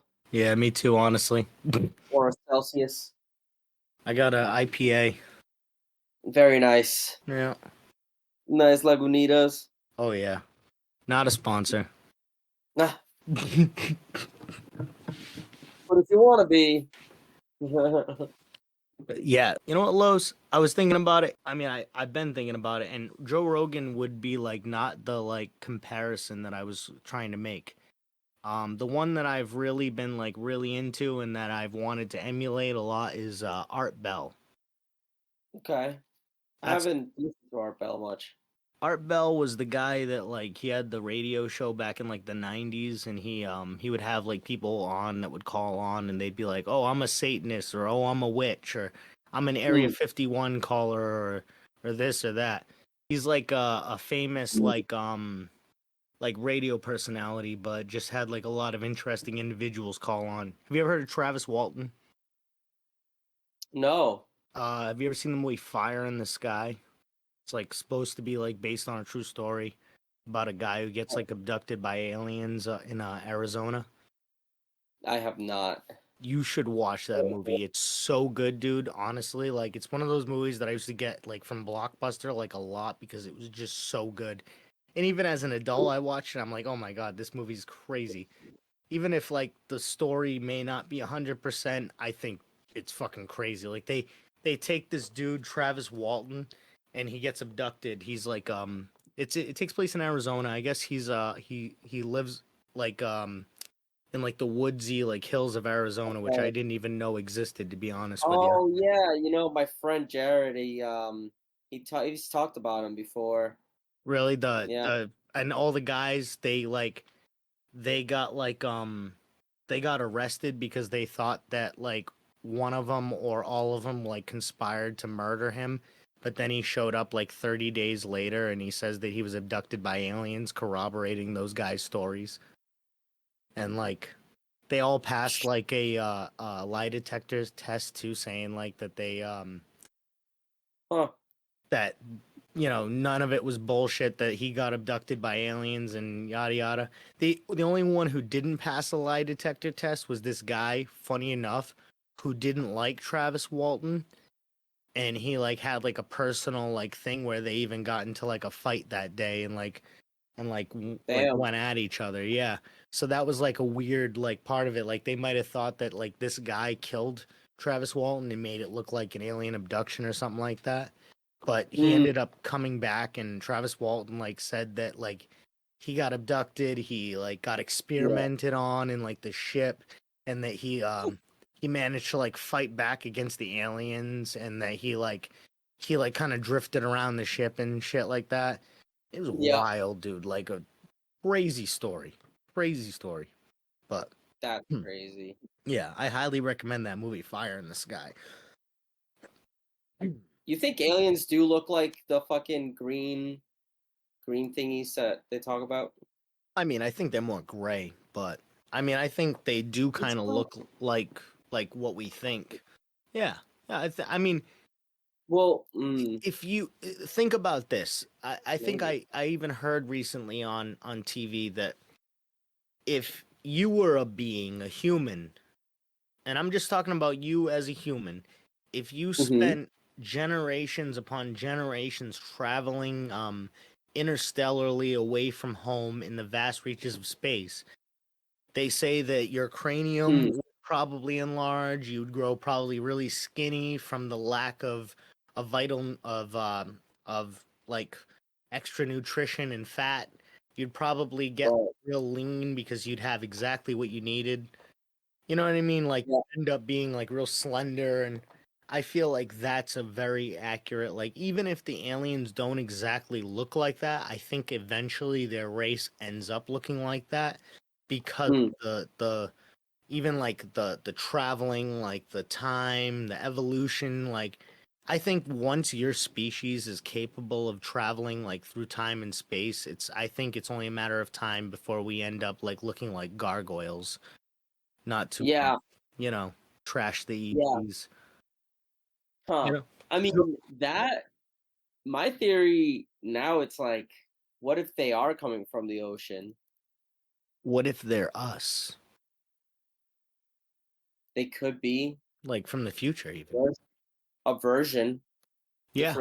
Different timeline. I heard a theory that Roswell was just and this is also the plot to a Futurama episode, so maybe that's where this person got it from. But I heard a theory that all Roswell was just another species from a different dimension that hopped into our dimension and just lost control of their ship, popped out of existence, and then just basically gave us a bunch of technology that we weren't supposed to have, that just ignited us years ahead of time. That's like one of the theories, but clearly Boeing didn't get the hint because their planes are trash. Yeah. Yeah. I mean, we're not investing in actual progression in flight technology and education for that shit. No, I know, but if we've had this technology since the 40s and we've been working on it, like why are all of our planes like shit, and like it's all coming out that we've had like UAPs and we've had like like UFOs and shit like that. The Pentagon saying like, "Oh yeah, we've had that for years," yada yada yada. It all ends up being like 50 to 70 years when we figure out the technology that we had 50 to 70 years ago now. You know what I mean? Mhm. So like I'm feeling like all the drones in the sky and stuff like that. It's just like advanced government tech that we've like harnessed from like a lot of these like UFOs from like the 1940s. But that's also like my point. Like, why does Boeing suck so bad? Why do they have to take care of people non-consensually that work for them, have good or okay technology, or just prevent people from realizing that their shit is shit? But like, Yeah. you look at like supposedly the reason why I bring up Boeing is because supposedly there were 12 companies. What it was at that time, like the Navy guys. That's what a majority of these guys were. Oddly enough, is they were Navy guys. So maybe that brings credence to like the underwater thing. But like supposedly a lot of these like companies, Lockheed Martin, Boeing, like they were on a list of like 10 or 11 or 12 companies that supposedly Area 51 had like gotten like a hold of and like decided to like reverse engineer their technology. And I don't know if you heard, but there's like a giant laser on top of a warship that was made by Lockheed Martin. You can look this up. It's crazy, dude. It's a giant laser. It's called the Helios laser. It's on a warship and it was developed by Lockheed Martin. It's a real thing. It's not a joke. You can see a picture of it shooting the laser off of it. It's a giant laser on a warship, dude. It's crazy. It's like something out of like Marvel or Star Wars. What's it called again? The Helios laser. Oh, Um, Lockheed Martin. Look that up, and then I mean you can search for images. The image is crazy, dude. It's in black and white, and it just looks like a beam of light emanating from yeah. a. You see it? Yep, I see it. Isn't That's that right. crazy, dude? It's just a Damn. beam of light coming from a ship and just like that's it. And I read something about some this was like from 2017 or 2018 on the conspiracy subreddit. I even saved it, dude. It was actually an article talking about Lockheed Martin developing that Helios laser. And everyone was like, "Nah, that's crazy. That's bullshit." And then I see this today, or not today, but like last month, and I'm like, "Oh my god, that guy was right." Whoever talked about that, they must have been like a whistleblower or something, because that's crazy. Like you can't even find the article or anything anymore. But like you have to use Yeah, the that's Wayback crazy. Machine. Yeah, it's wild, and it's like that's what I mean though is we've had this technology and like Lockheed Martin has been not is but like has rumored to be one of those companies that got access. Raytheon's another one that got access to like alien technology from Roswell. Now, if you look at that like warship and you say like all of that, that all makes sense. You Mm. know, Lockheed Martin is clearly doing something with that technology. And if you look at what a lot of like government whistleblowers say, the one thing that supposedly in everyday life that we've acquired from alien technology is lasers. That's the one thing that they say that the government gave us that was from alien technology. We didn't get 0 point energy. We didn't get these anti-gravitic propulsion systems in planes or anything like that, but we got lasers. And I think, and that's, it's funny because we do use that in everyday life. You know, we scan things all the time, you know, crazy. But yeah, underwater UAPs. Sorry if I went on a tangent there. No, no, no. It's fine. Um, I don't know, like I with alien technology, I feel like lasers is one thing, but what about just transmission control, like or how to manipulate shit like gold into like a cell phone or a computer? Just manipulate all this shit together, make microchips. Like how the hell? And that's all used with lasers too. You know, I didn't even think all about that to created be, with yeah. lasers, these microchips and stuff. So I feel like, the aliens are probably like, okay, here's the laser, but this is also what you can make with it. See, And I don't think they taught us. I think that's something that like the conspiracy people like sorely mistake is hmm, they think like, oh, us and the aliens are in bed with each other, but no, I think it's more like a zookeeper and like an animal like in the zoo kind of relationship. Like the only time that we get these tools is if the zookeeper is just like is dumb enough or like not crafty Oh, enough to not leave, stuff go next with to the the laser. edge or you know what I mean? Yeah. They commit accidents and then instead of just covering it up and trying to like, be like, "Oh, humans don't get that." They're just like, "All right, go ahead, play around with it. See how far you Hmm. get." You know what I mean? They're just like, "Whatever. See how far you really get with that." And Damn, they put a lot of trust. I don't think they put a trust. I think it's more of they think that we are very primitive, and we are. And I think the one thing the one thing that I hear too, that if aliens are real and if we've made contact, it seems that it is like a hands-off approach, but it seems like the one thing that they don't like, which it makes sense because they're always around like these areas and like military bases, but like it seems like they don't like nukes, and it makes sense because if we were like say like a science experiment for them, like how they like say that Anunnaki story is, where like they took they Hmm. took like humanoid DNA that was like on planet Earth and mixed it with these aliens called the GG or something like that. And what they did was they made Homo sapiens or like an offshoot of like the Neanderthal, and eventually we evolved into us as like an offshoot of like these Homo Neanderthals or Erectus or like monkeys, and then an offshoot of these like random like alien slaves that the Anunnaki had. That's what they were, the GGs. They were these like long limbed and big headed like giant slaves that the Anunnaki supposedly used as yeah, slaves. Man, yeah, those conspiracy theories. I know that's a I lot. always question how far they go or how much they're I being don't exaggerated. I don't well see that's the thing about the Anunnaki thing is I'm like I said, I'm just throwing all this out there. I'm not saying I believe Yeah, it or anything like that. But dude, you're throwing too much at me. I can't handle this. I remember when I was at my buddy's house, and I think this is during Trump's. No, this is after Trump's first term. It was during Biden's like beginning. And I was at my buddy's house, and he's very Republican, and they had a podcast all in trying to debunk people lying about Trump.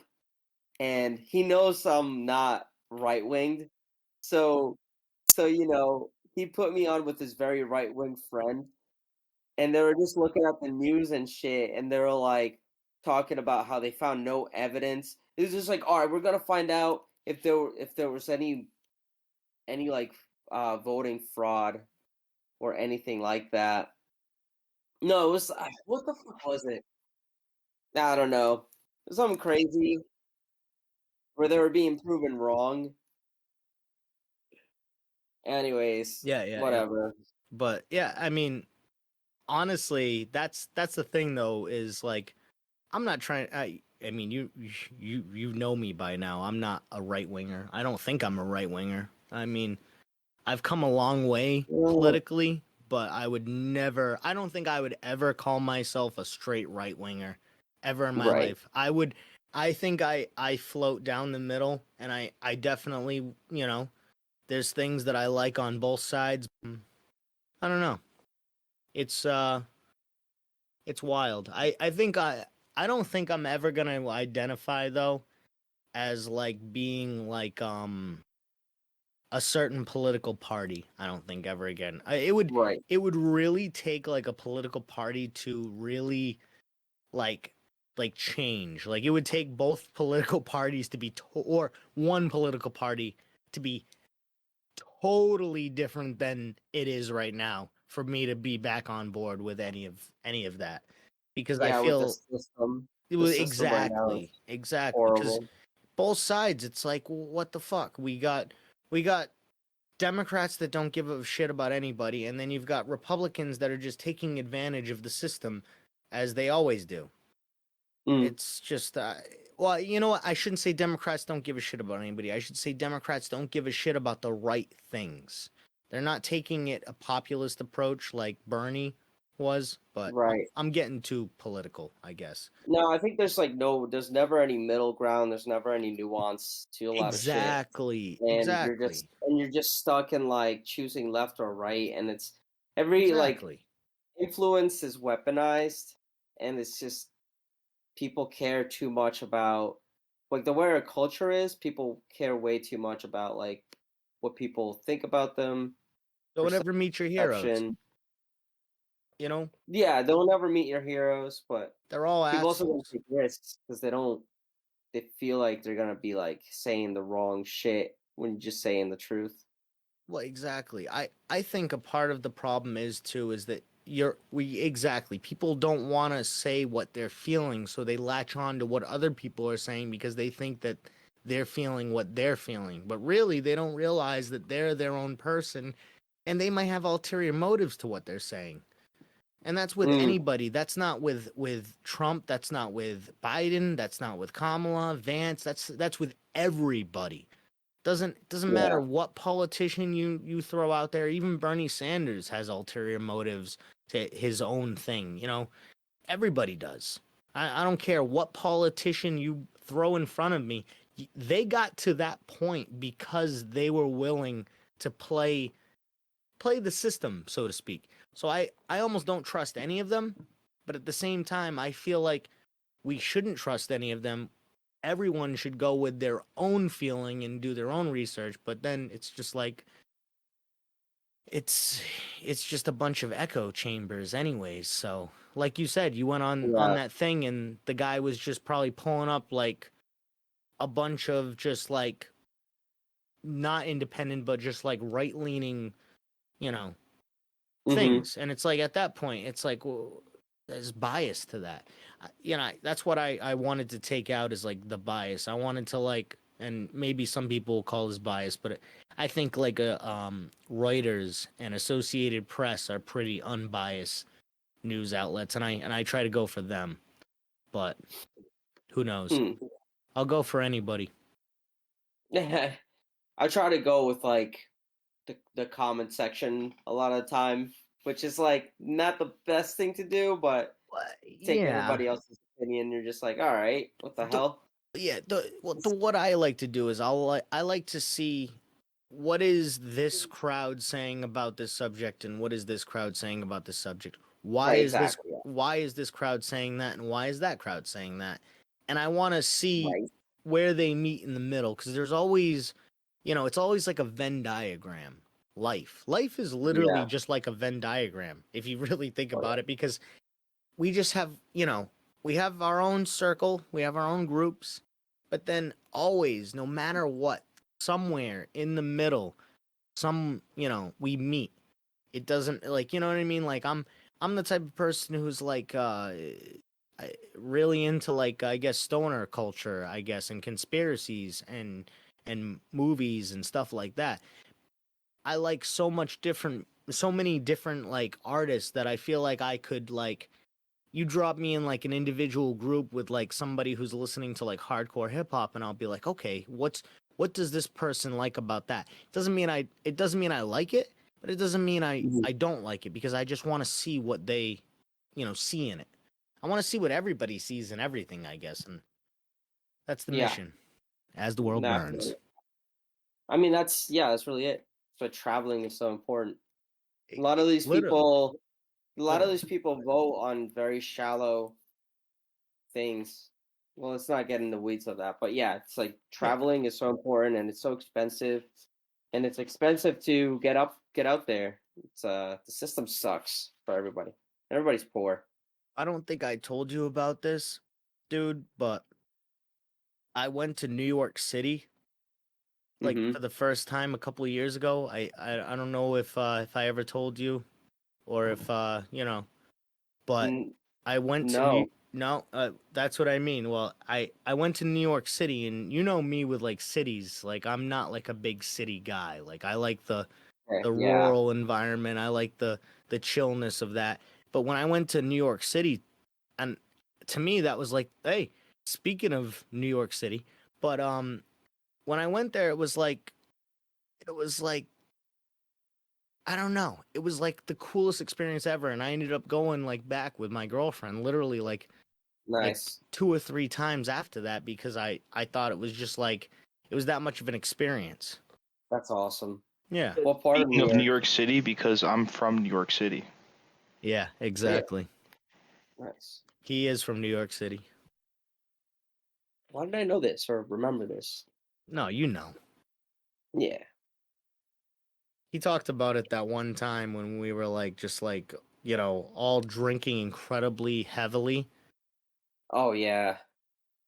and we were all like really sloshed and he was the only sober one out of the entire group. I Oh was god. blitzed. I was also blitzed. Were you were less blitzed than all of us. We were like out of it. We were browned out. Browned out. I vaguely remember this. That's what the browning out is. You vaguely remember Yeah. it. Instead of a blackout, you browned out. Yep. I'm just regurgitating It's Always Sunny at this point, but Oh, now browned out. where were we at? Oh yeah, but yeah, I don't know. I went out of my comfort zone and it was it was an experience. I forgot what led to this whole thing. Like where were we? Yeah, we're definitely flowing with a lot of ideas. Yeah, we are. This is like Dave Rubin because we're just whatever he says about ideas. He says something. You know who I'm talking about. These No, ideas. Oh no! Shit! Now I have to play No. Dave Rubin real quick. Fuck. I'm looking at James Webb pictures on Flickr. I love seeing space. The James Webb Telescope saw something recently.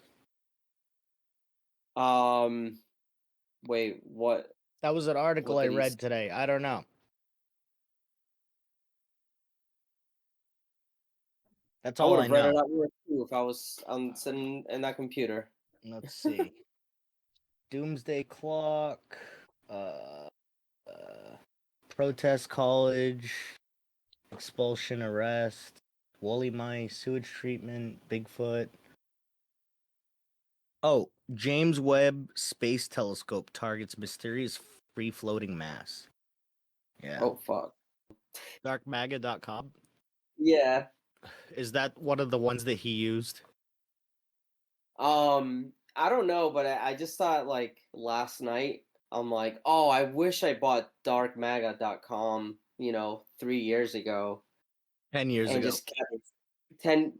I mean, I don't know how recent that was. Yeah, but yeah, even like a little longer. I was going to say Like when Mullet came 2013, I out, think he did the MAGA thing.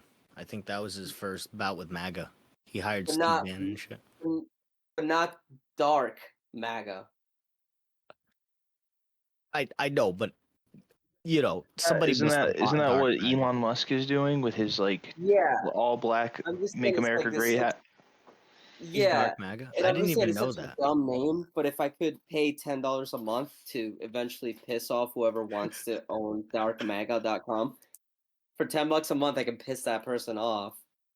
So I'm like, oh man, I'm gonna go to darkmaga.com and see if it exists. If it doesn't, I'm gonna buy it. That's It does hilarious. exist. It It does does exist, exist. obviously, and it's the most diabolical website I've ever fucking seen in my life. You should look up different MAGA variations like Elite MAGA or like, Dude, I don't think I can handle another MAGA website knowing rabbit my hole. IP address anymore. But if you feel like it, go to darkmaga.com and watch like the third gate of hell. Like All right. I swear to The it's third gate fucking of hell. maybe the fourth or fifth. It's fucking crazy. All right. Well, let me throw a headline at you because I'm interested in what you have to say about this and think really hard about your response. All right. Okay. California is set to officially recognize Bigfoot. Go. What do you think? False. True story. What? True story. That's a real thing? That's a What do real they thing. mean by recognize Bigfoot? Yeah, hold up. All right, let me read this real quick. It might not be from the most good site, but that's just the first We one that I see. recognize Bigfoot as a cultural thing that's important and that we should recognize. Maybe have a Bigfoot day. But or are they saying they recognize Bigfoot as a species that's out there and that there's enough evidence to say Oh, that it it's the official exists? state cryptid. Oh, Cryptid. just you wait. This honestly seems like you know in GTA 5 how they have the San Andreas logo, like the state like map, or not the state flag. It has Bigfoot on it. So those Californians. Yeah, well that's GTA San Oh. Andreas or GTA 5, but still. All right. That's right. Yeah. You're right. California takes steps towards officially recognizing Bigfoot. Quote, a lot of people believe it exists. All right, I'm really going to spice up this one. Jeez. California may soon have an official mythical creature, and naturally, it's Bigfoot. Assembly member Chris Rogers, who represents a stretch of the North Coast that has long been considered Sasquatch territory, introduced Assembly Bill 666, great name, on February 14th, 2025. The bill aims to designate Bigfoot as the state's official cryptid, a term for creature that's hilarious. A term for creatures that some believe to exist despite a lack of proof. Rogers District spans Del Norte, Humboldt, Mendocino, Sonoma, and Trinity counties. Checks out. A region known as the epicenter of Bigfoot lore. That's why it checks out. Matt Moneymaker. Hold on a second. That's his name? Hold on a second. Yes. What's our state cryptid? Our state one is obvious. It's the Jersey Devil. I was trying to make this a Springfield Simpsons situation. Oh, fuck.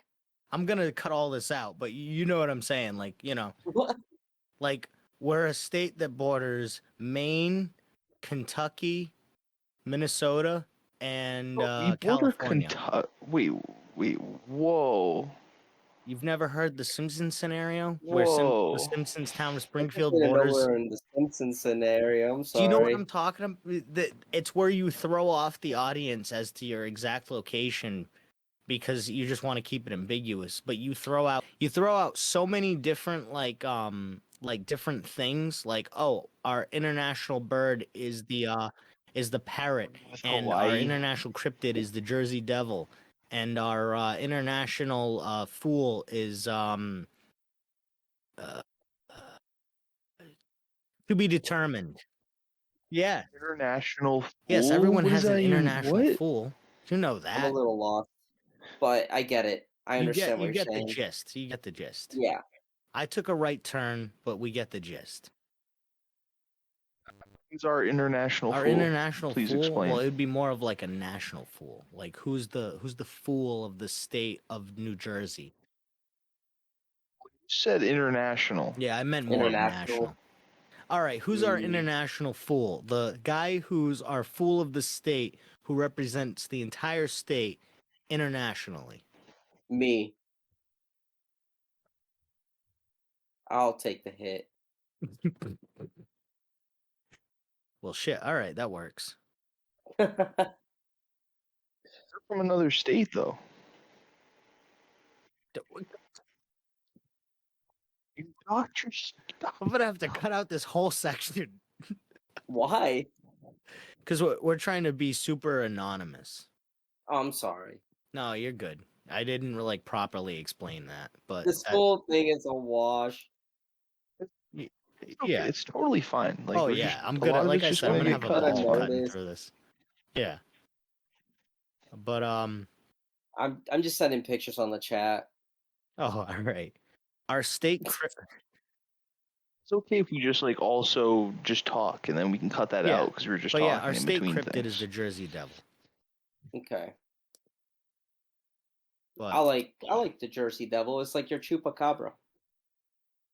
he kind of is, right? It's your own little chupacabra. I'll be honest with you. I feel like the chupacabra exists more so than the Jersey Devil does. Thinks. Oh yeah. Right? Like I that would mean- make more sense than the Jersey Devil. Like an advanced like fucked up like monster of an animal that we haven't like fully comprehended or discovered yet, or possibly like an alien or some shit. I don't know. That makes sense than a demonic devil. I mean, or maybe like a type of like creature, or like rodent that we haven't really discovered. Exactly. Like an escaped Yeah. lab experiment. That would Yeah. be like a hella old lab experiment, though, right? Haven't they been Oh yeah. like I around mean, for a wait, while? were you here when we were talking about the woolly mammoth rat I think. spliced with the woolly mammoth DNA? Yeah. Oh, okay. I think yeah, because that led into the bees, the Okay, cloning that's 4 funny. billion bees. I'm a little cooked. I want to let you know too. That was a thing that we discussed before that he offhandedly said, but we got really deep into it this time. I think that was the beginning. Like he said like on the last episode, he's like, well, why can't we just clone 4 billion bees? And I love how I was just like, oh, that's crazy. That's a great idea, but that's crazy. And then you were like, well, let me tell you why that's crazy. Of course. That was fantastic. Didn't But explain to me why that it was was a good crazy idea. though. I'm still convinced it's possible. Could be possible. I mean, you could just have them like fuck and take care of them. That's true. That's how you clone 4 billion bees is you just take 2 billion bees. Yeah. And I you don't know why we're wasting our tax money on cloning when we can just fuck and reproduce and feel good while we do it. animals don't feel good, right? We don't have a problem doing that though. It's bees. Dolphins do. Yeah, if anything, we need to like do the opposite. Less people need to fucking feel good and like thin out the crowd a little bit. Well, if we spend like 20% of the military budget on bees, would save bees. If we spend 20% of the military budget, that's all I'm on saying we should do. Is use that money and start cloning bees, and it would be totally possible. If you spend 7%. Yeah. You know what though? He brings up a good point because we're cloning all this random shit that can be cloned in like another 100 years when we have like the time. Exactly what I've been saying the whole time, and you're in. No. That's what I'm saying. No, This is the whole premise. I get it. I get it now completely because like we can clone all that other shit Why like not when a we feel bee? like it, but like we really need to clone the bees now, so let's just clone Why them don't now we do and that? do the woolly mammoths later. I think it might be let's because clone woolly bees. I think it might be because that is something we can do, but it's just it's too much on our economy to just start cloning things like that, because we probably can just clone people. We probably can just clone things. So let me ask you. They kind of perfected it pretty early. Would you say would be more on the economy cloning 4 billion bees or to have an international collapse that leads to mass starvation and mass amounts of chaos? I have no idea. Yeah, probably. I mean, you're saying that like... I think Elon Musk is cloning his kids. What'd you say? I think Elon Musk is cloning his kids. That's what you were explaining to me. That's literally what I was saying. Yeah, that's funny you say that. I said that to him that was one of my theories. Because his kids look kind of like, a lot of them look exactly like him too. Which is kind of, and a lot of them too are done the old-fashioned way, but some of them are done what do you call it? Incubations and shit. Oh yeah. He's definitely going in and getting the egg, and then whatever, and then just adding like certain genes into it. Yeah, he's custom making his kids for sure at this point. Like his newest kid, his newest drop. Yeah, Do you mean the new or do you mean X? Because I'm really The fascinated by new. X. X has been like on TV and he said something that to not he said something that was like to me was like the one of the like you know, a lot of people I think interpreted it one way, but I interpreted it a different way. So like, you know, there's that theory that that he's a Kremlin agent, you know, the POTUS. Right. There's that Yeah. theory going around. There's also a theory because Elon is so close to that same dude in the fact that he has a direct line that goes to that same dude, that they're both actually Kremlin agents.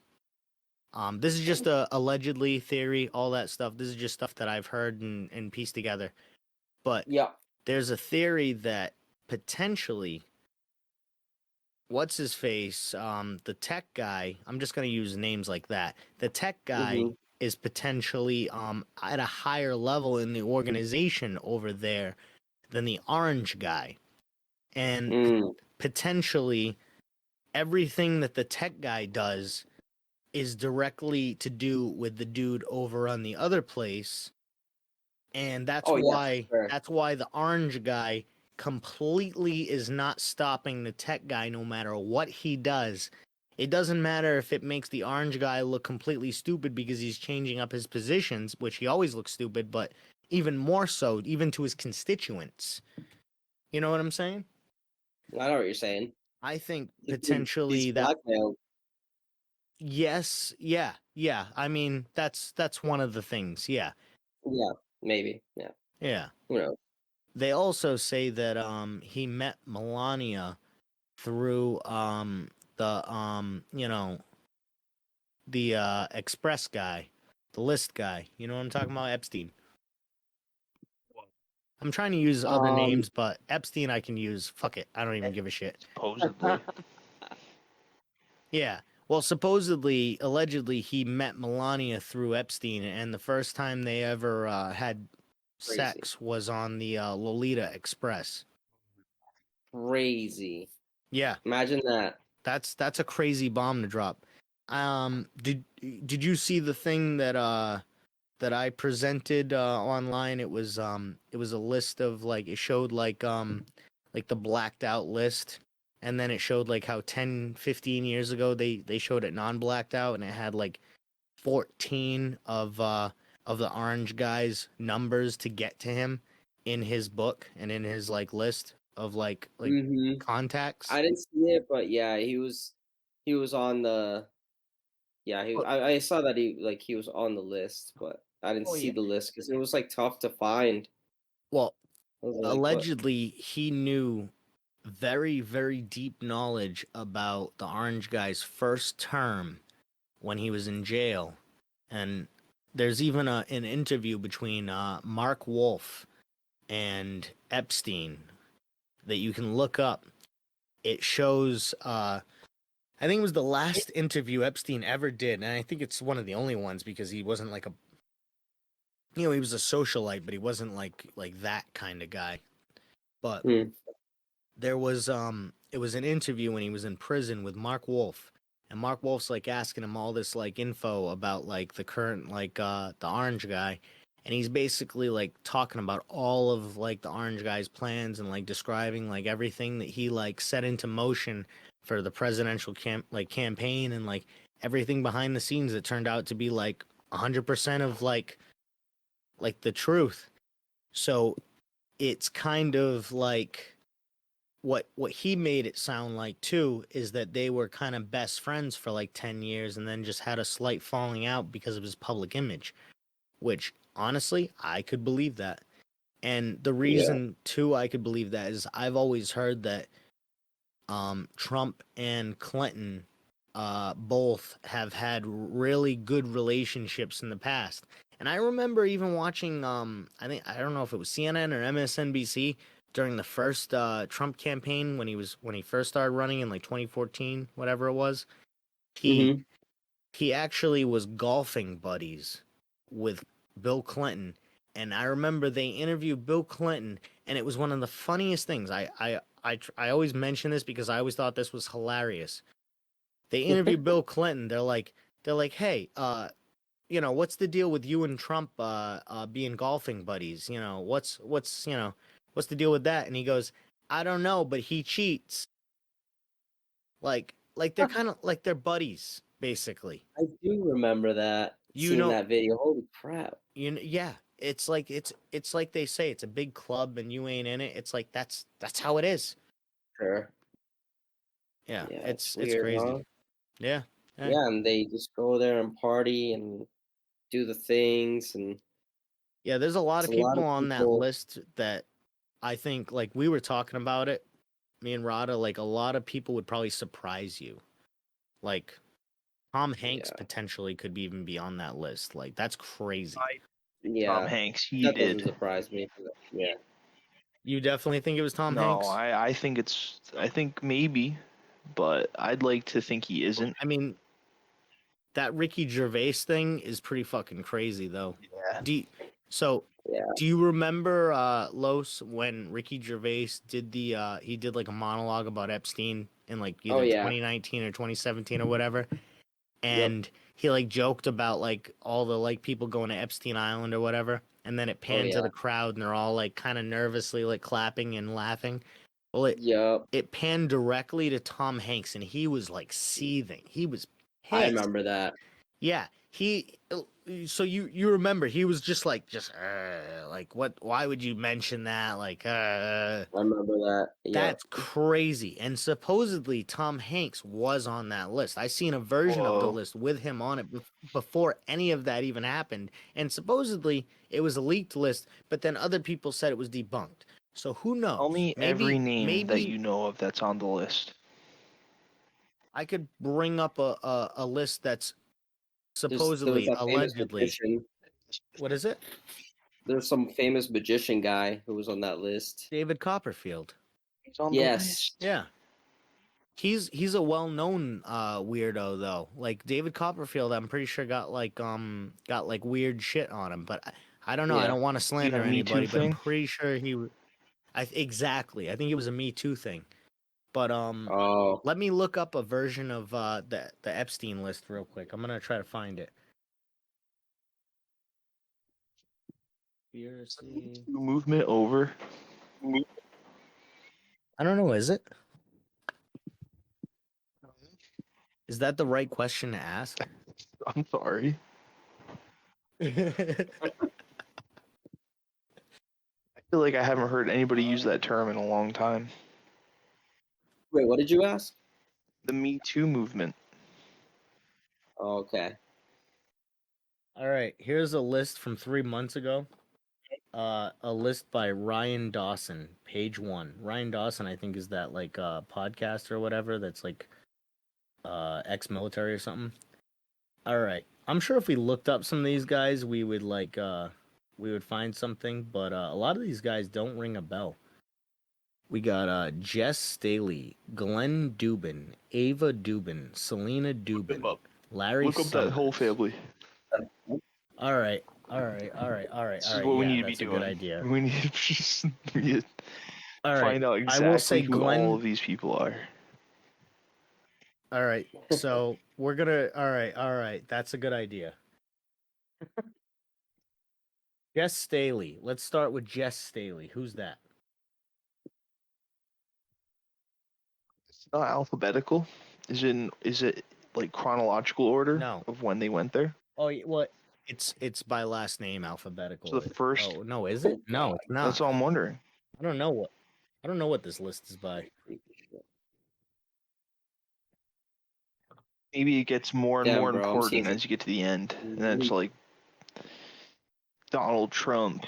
All right, here we go. Here's from 1 day ago. So this list might actually be worth something.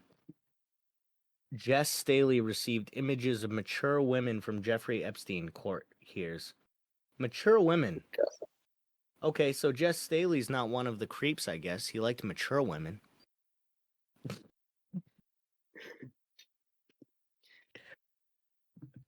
Bro, this whole time too, I've been looking up like Bigfoot pictures. That's hilarious. And then there's this picture that came up. Hold on. Pretty love- insane. This is the best. Like, have two different things: the Epstein list going on, but also the Bigfoot. Because Yeah, it's just my mind being ADHD. But no, you know, I love it. I love it.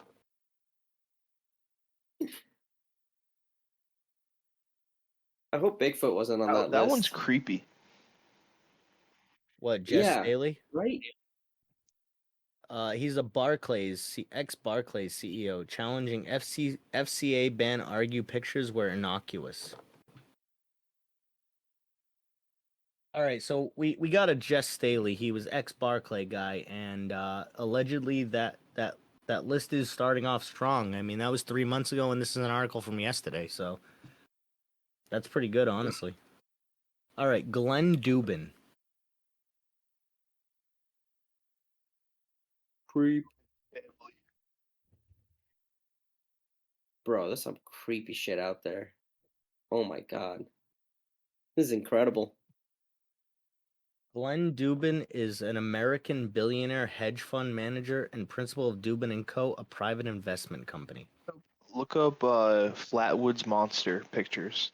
Or look up the famous one. It looks really cool. It's very Bigfoot like.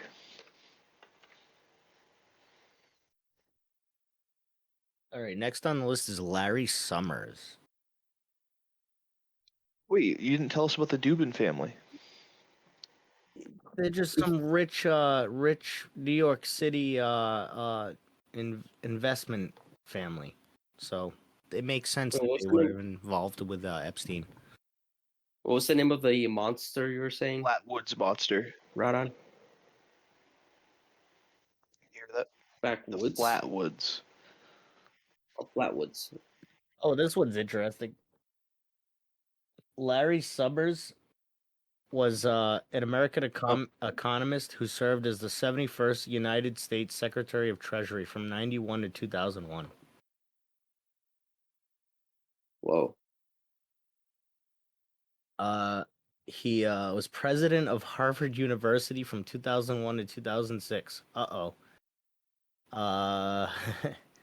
Where he is the Charles W. Eliot University professor and director of Mosavar Rahmani Center for Business and Government at Harvard Kennedy School. In November 2023, Summers joined the board of directors of artificial general intelligence company OpenAI. Whoa! Wait a minute. What? Wait a second. Wait. This guy hangs out with Jeffrey Epstein, goes on his plane, hangs out with maybe Trump, and then gets involved with OpenAI, which isn't that the thing that Trump just signed in, like the $500 billion thing? No, $500 billion. All right. For a thing and for a facility in Austin, Texas. Okay. So I got it wrong. I got it wrong, Los. What's up? It wasn't the Flatwoods Monster. It's the Boggy Creek Monster. Okay, yeah, I was gonna say that doesn't look like Bigfoot at all. But it's also interesting. I was gonna say the Flatwoods Monster is pretty interesting. You want to see something creepy? Ooh, yeah, that's creepy. But I've never seen that thing before. I probably shit myself. Be like, you're a meaner looking Bigfoot. You're a meaner looking Bigfoot. So I guess it's another version of Bigfoot, but it's another species of Bigfoot. They got a few species: skunk ape, yeti. Oh, right. Sasquatch, which is like, normal. Yeah. I think they were just bears. Yeah, probably. I do have or feral humans. Let's not discount feral humans.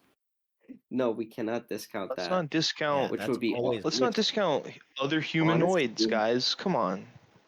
Have a heart. Have a heart. Don't pollute. Save Bigfoot. Futuristic Terminators. That's so human-centric. Is that what Bigfoot could be? I mean, if I made the Terminator, I'd totally put it into a Bigfoot skin. That would honestly be terrifying. A human skin is too soft. I'm just saying, like, I wouldn't waste my time in humans. Like, I make like crazy technological advance, and I make it into a dumb human. I think you No. just designed a robot chicken sketch. You should Yeah, that literally sounds like a good like idea for one. yeah. Or man, bear, pig. Man, bear, pig. I'm so surreal. When are we supposed to be worried? That scene came up where they're in town hall and Man Bear Pig was destroying everything, but they were in town hall and they were like, "Well, when should I start to worry?" And it's like, my whole house got destroyed, my 2 children died. When should I start to worry? Oh, that's a good question. Well, I don't know. It's fucking great. I know. I love South Park. Honestly, yeah. I just want to throw one quick thing too out there about that Larry Summers guy. Yeah. American advised privatization of the economies of post-Soviet states and in the deregulation of the U.S. financial system, including in the repeal of the Glass-Steagall Act. I just want to leave that real quick while I run to the bathroom. He's not letting Okay. this guy go. He's not gonna let him get away with it. No. He's coming back. He's gonna be like, nah. You know what else? Fuck this guy. What else? Yeah. Yeah. He's gonna print up a picture of that guy and put it in his toilet. I'm already saying that He's way gonna every time- laminate it first every so it time. stays there. Yeah, exactly. So just survives every time. True though, that's crazy. That's fucking, and it just like, that's a huge discovery. I think that's something you should post on Reddit. What?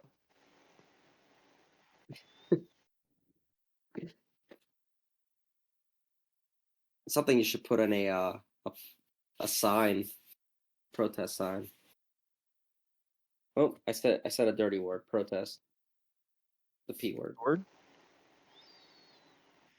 Oh, a fucking scary thing about that picture I sent.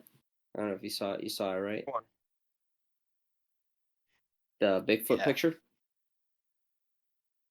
So when you click on it and you drag it up to your Google search and you zoom in on the face, just like put the Google image search just the face, the creepiest pictures pop up, like crazy. I'm not gonna do that. It looks like it's from a movie. I can't Huh? do that. I can't do it to myself. It's nuts. I don't know if it's AI, but it's like it's in a different language. It's like satanic. I just want This to is say, crazy. fuck this guy, Larry Summers. I'm sorry, Let but him get away with it. like, he's not Let gonna him get away have with it. it. He in December 1991, while at the World He's Bank, Summers signed a memo that was leaked to the press. Lance Pritchett has claimed authorship of the private memo, which both he and Summers say was intended as sarcasm. He's not going to get away with that sarcasm. No way. He thinks this is a joke, but we're dead serious. I don't even know where that was headed, honestly. It said dirty industries controversy. I thought there was something there, but it seems like the other shit was kind of crazy. Why is the financial, like, why is this guy that's, like, involved in the World Bank, Harvard, and our Treasury Department involved with Epstein and then going into OpenAI?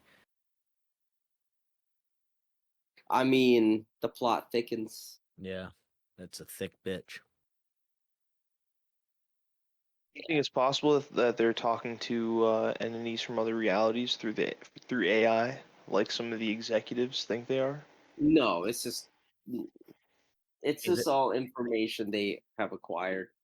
I just want to throw this out there, and I think they're using the AI to gather everybody's data, but Oh, This guy has, It's already been gathered before AI. AI of is just course. the But they're using manifestation. it to just like, just get, I don't know. I don't know what they're doing. I don't fucking know. Yeah, they got it already. You're right. They're tracking, imprisoning. Yeah, we're all in prison. I think they're just trying to like recreate everything. They just want to make a perfect version, like a perfect simulation of our reality, and just we keep There's doing that over and simulation, over. yeah, but the simulation in reality is more physical and it's less whimsical. I just want to throw out there that next on the list is Henry Kissinger, but I don't think we have to get into him. Damn, that's crazy. I mean, I'm not like, it's not like I'm bummed. I'm like, it's just so many people. I don't even know who that is. Really? It's, wait, now I'm gonna I be don't even wrong. know. Who is that? Henry Kissinger was in the Bush administration. He was well, he's been a long time like We don't need to get into all of that. well, he was a long time like from the Important. 70s, 80s. No, dude, you're right. We don't need to get into all that. Let me just Oh yeah, dude. Yeah, that's right. do you know who So I'm talking about? yeah, if you see his face, you'll know. He's He was the like a devil. reporter, right? Kind of. No. Oh, No. political scientist and former Okay. United States Secretary of State. He's literally like one of the worst.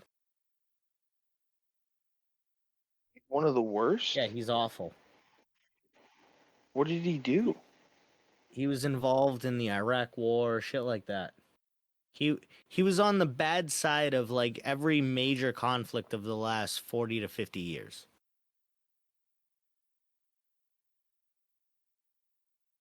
Or I should say the wrong side, not the bad side.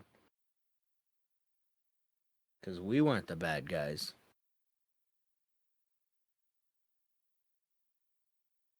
Are we the baddies? No, we're not the bad guys. Just Well, I do remember seeing the name, and I do remember why I saw the name. Yeah, this dude was kind of nuts. yeah. He was buddies with Nixon, stuff like that. Absolutely. We all love Nixon here. It's part of my my intro where he goes, Oh, yeah. "I am not a crook." I love that. It's one of my favorite quotes of all time. It is. It was money when it dropped. It was money. It was good, right? That was a good drop. I like the My Fellow Americans too. I love how I My put fellow Americans. the two worst presidents up front and then just led with like really good figures towards the end. That's good. Yeah. Optimistic. Yeah. Well, that start off with the the Nixon and the Bush, and then you lead into the Kennedy and the MLK and the Oppenheimer. Right. Oh, and the Neil Armstrong too. Can't forget Neil. Wait. Oh, okay. I figured for some reason I thought you were talking about the list. No. Where are the female voices? Oh, I should add a female voice. Well, I just didn't really have enough time because I was gonna also add I was gonna add Ronald Reagan talking about the Star Wars project, the one in the 80s that would be like a satellite that would destroy like an asteroid coming in, and then I was gonna have another one that talked about Joe Biden in like the 70s where he mentioned about how he went to the big donors and tried to sell out, but they said like come back when you're 40, kid. And I thought that like those would be really funny, but I was like it's turning into like too long of a an intro. So I was like thinking I kind of wanted to keep it like political, but also at the same time scientific in a way. Mm-hmm. That's why I had like Oppenheimer. A Hillary Armstrong. Clinton quote on there. Oh, that would be a great idea. That would fit both sides. I'll just have Hillary doing anything. I'll have Hillary shouting. Hilariously Clinton. Hilariously Clinton. Oh man, what would I have Hillary Clinton say? What would be cool if she's Like a classic. What's a classic Hillary? Sorry, quote? no, you go ahead. No, On no, Oprah? would Was she? she on Oprah? Was I she? think so. Wait, maybe not. I don't know, but I mean, probably. She's Hillary Clinton. I was gonna say just like her defending Bill Clinton after he cheated on Oh her. my god. That's perfect. Oh my god. Yeah, that is good. That is fantastic.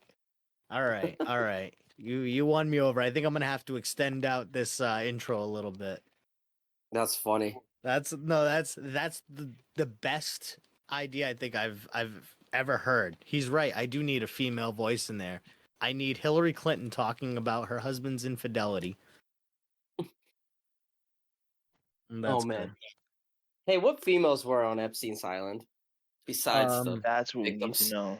Well, all right. So, let me keep. All right. So, Henry These are Kissinger, great questions to ask. Conrad Black. I think all the names in gold are billionaires, and Conrad Black is in gold. Oh. So what Weird did way he to do? Conrad Black. But to answer the Like a question, book character. two of the Dubin daughters were female. So far. Oh, okay. So far. Let's see. All right. So Baron Black of Cross Harbor, a British Canadian writer and former politician, newspaper publisher and financier. I mean, that would make sense, him dealing with Epstein. I'm giving a lot of these guys. Baron Black. What is it? What'd you say, Rod? Was that you, Los? That was me opening up a bag of weed, so maybe it made noise. Oh no, it's cool. Yeah. But yeah. Basically, this guy is a bunch of like newspapers, National Post, the Jerusalem Post, nothing weird there. Chicago Sun Times, Telegraph. Yeah, nothing weird there. No, no. Yeah, not at all. It's just everything that's relevant in the world right now, huh? I didn't even think about it that way. I have a side mission for you. Can you look up this? Can you find the scariest image you could find and drop it in the chat? The what? The scariest image you can find Oh, and yeah, I drop got it in you. the chat. Yeah, I got you. I mean, one I literally just found it. Oh I can wait, find scarier, dude. he in 2007, Black was convicted on 4 counts of fraud in the United States District Court in Chicago. While 2 of the criminal fraud charges were overturned on appeal, conviction for felony fraud and obstruction of justice was upheld in 2010, and he was resentenced to 42 months in prison and a fine of $125,000. Justice. Damn. Black is a I don't long... know if he got his full justice. Yeah, maybe. Black is a longtime columnist and author, and has written a column for the National Post since he founded it in 1998. He has written 11 books, mostly in the fields of Canadian and American history, including biographies of Quebec Premier Maurice Duplessis and U.S. Presidents Franklin D. Roosevelt and Richard Nixon and Donald Trump. Nothing weird there. As well as 2 memoirs. He also hosted 2 interview shows on the Canadian cable network Vision TV, a politically conservative. He belonged to the UK's Conservative Party, but also has some idiosyncratic views, including his support for Roosevelt's New Deal. Well, isn't he just a great guy then? He likes the New Deal. He likes the New Deal. Yeah, I support that. I support the New Deal. I don't support What's next on the most list? of his other shit, but... Define deal. Well, the New Deal was the FDR thing. It was the thing where he that he like brought back a lot of like jobs to America.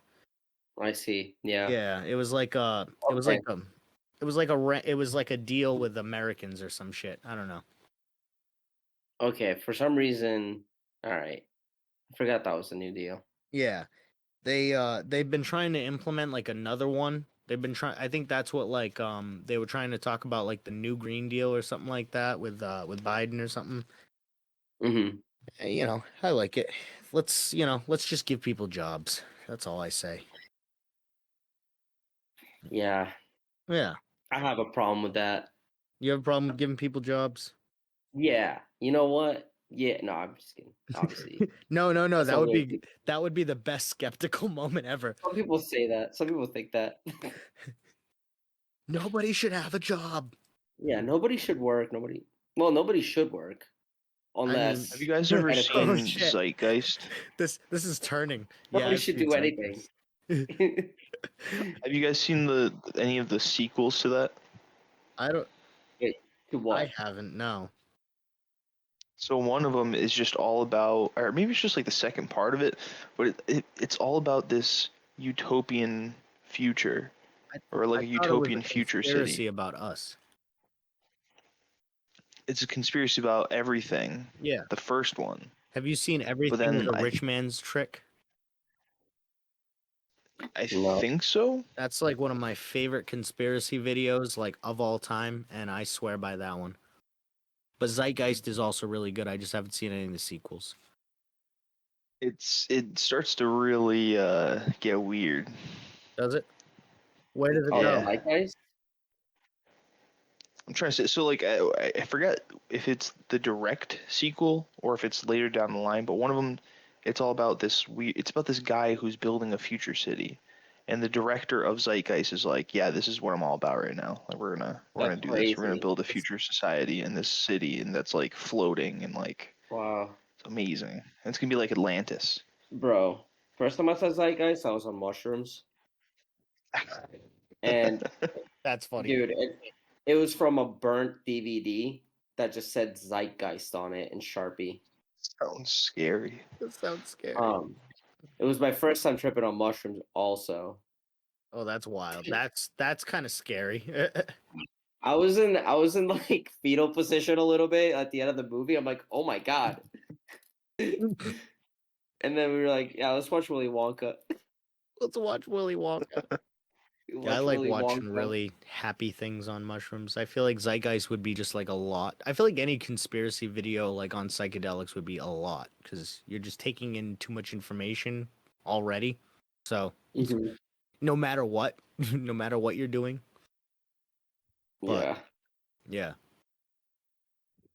yeah. Yeah, just gotta be happy. Yeah, exactly. Don't watch BoJack if you're on mushrooms. Oh no. I've never done mushrooms and watched something. That's all I do. Probably for the better. I just like listen to music. That's like the most. That is the best thing you can do, Yeah, honestly. It still gets weird. it For does. sure. But I you don't feel- have like you can your mind imagines better than what the TV's throwing at you. You just like read into everything that you see. Fucking The one time I really did acid, it like everything like technology just seems so stupid and boring. yeah, you get into that like mindset of like I don't need my ID. Like what the fuck is this? Like I don't need my ID. that's Let me just cut this up real quick. Let me burn my Exactly. social security card. dude. Big enough dose and unexperienced enough, yeah, you're gonna be burning your whole wallet. I was And telling then- him the other day, like the most I've. What were you saying? And then Sorry, I was gonna say like you'll be burning your whole wallet, and then lying to everybody that you lost your wallet, but And then really you're lying just to everybody working you so lost hard that you burned your wallet. Anyways, But have you ever had like an epiphany moment, or like well, I know you're like kind of a skeptical person, but like that's not an insult. That sounded like I said it like that though. I don't believe you. Doesn't sound like an insult. That's not true. I said it out loud. I'm like, well, that just sounds bad. But you That's know what alright. where I'm coming from. Like, Other way to call me an asshole. It's cool. another way to call me an asshole. No, I mean like when you experience like psychedelics, like we've had this talk, I think, even before. Mhm. I think we've Yeah. literally had this exact conversation before. Yes, I But think like, so too. what's the what do you like? Do you get like a spiritual feeling out of it, or what do you like Yes. consider a spiritual feeling? That's That another. is the Like, closest thing to a spiritual feeling I could experience. what would you describe it as? Like mystical? Like Uh like yeah, like mystical, but it feels like it just physically and emotionally feels real. More real than, you yeah. know, I always feel like taking when I take mushrooms, I feel more sober than sobriety, if that makes sense. Like I feel like I almost have like a natural brain fog when I'm like sober, but and maybe that's yeah, like yeah. some people call that depression. But then like I'll take Mm, mushrooms and then I feel like completely clear headed and like not mhm. foggy at all. Like I feel like, oh Yeah. wow. Almost too like with it. Like where I feel like, oh, I'm another person. But Yeah. I, that don't not to how much do you to do microdose, or do you take like I feel like when do I'm you do it micro often? no, I don't do it often. I Okay. used to do mushrooms way more. Now it's like once a year maybe, but it's not Yeah. like You're just walking around with like fog all the time now I mean that's how I've until you always do been. No, mushrooms. I mean when I do no, it's not like that, but it's hard to describe. Like I feel like I maybe this is a therapy moment I guess for me, but like when I'm like out and about, like I genuinely like have like a feeling of like the weight of the world and I just try to feel like I don't know. I just think a lot existentially. And I feel like that's like an anxiety that I constantly have like on the back of like my mind and like Yeah. and I feel like I almost try to like push through everyday situations because I don't want to directly deal with the anxiety. But I'll push through the situation with like a smile on my face because that's my own way of dealing with the anxiety. But at the same time, it's We avoiding all do. but no, of Mm, course. Of course. This is I'm not describing like a nuanced thing really. But like, it's a feeling of like of almost like not being myself for a moment. So I feel like I'm kind of pushing myself to the back burner and not dealing with myself. But I feel like anytime I'm on mushrooms and this is for better or worse, like I even said this to you the other night. It's like this it no matter what, it's a positive experience, even if it's a negative experience, even if like I have like a bad trip or like a bad yeah. time, it's always something that I needed because it lifts that veil, not of like showing me this or Mhm. that, but it shows me almost like myself of like what I'm pushing away when Yeah. when I don't deal with those things. I don't know if that makes sense. That makes sense. Yeah, Yeah. that's like the point of the psilocybin. The psilocybin goes through your body and just kind of like reconnects, Attaches to your finds new serotonins, right? Your yeah, finds like serotonin new receptors. pathways. Yeah, just finds like new pathways through The first time I through ever took whatever. mushrooms, it felt like I I felt like something was taking over me. That was the only way I could describe it. Like in movies when I see like people becoming like getting injected with like gamma radiation or whatever or like becoming like another like you know what I'm saying? Like becoming like Mhm. a Marvel character or something like that, or just going through like an extremely anguishing situation at the same time, but it just felt like my entire body was becoming something else. Like the psilocybin was almost like a I mean it is, but it was like a foreign entity that was taking over. And that Oh was yeah, almost yeah, yeah. uncomfortable. Yeah, it But like talks to you. yeah, it's I A feel lot of like people when you've say yeah, oh, a lot of people mention the gnomes, like the I've never gotten that. yeah, I've gotten that where it's And not gnomes, but it's like weird little entities that you just imagine, and they're just kind of like either judging you or just being like, "Ah, you're fine." so You know, I've it's like if never you're felt like On that, I've definitely gotten that. I see. I've right. never felt like I've ever gotten in touch with an entity on any Yeah. psychedelic, but Have I told you about the spider demon? Oh, I haven't gotten the spider demon yet. I don't think so.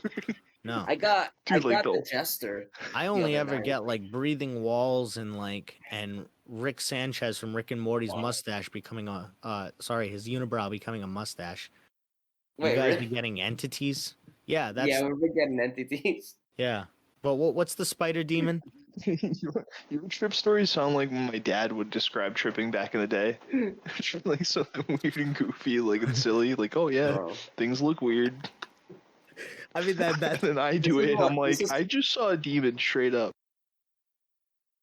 Wait, your dad's been telling you trippy stories? That's fucking sick. Like he would, like a long time ago. That's cool.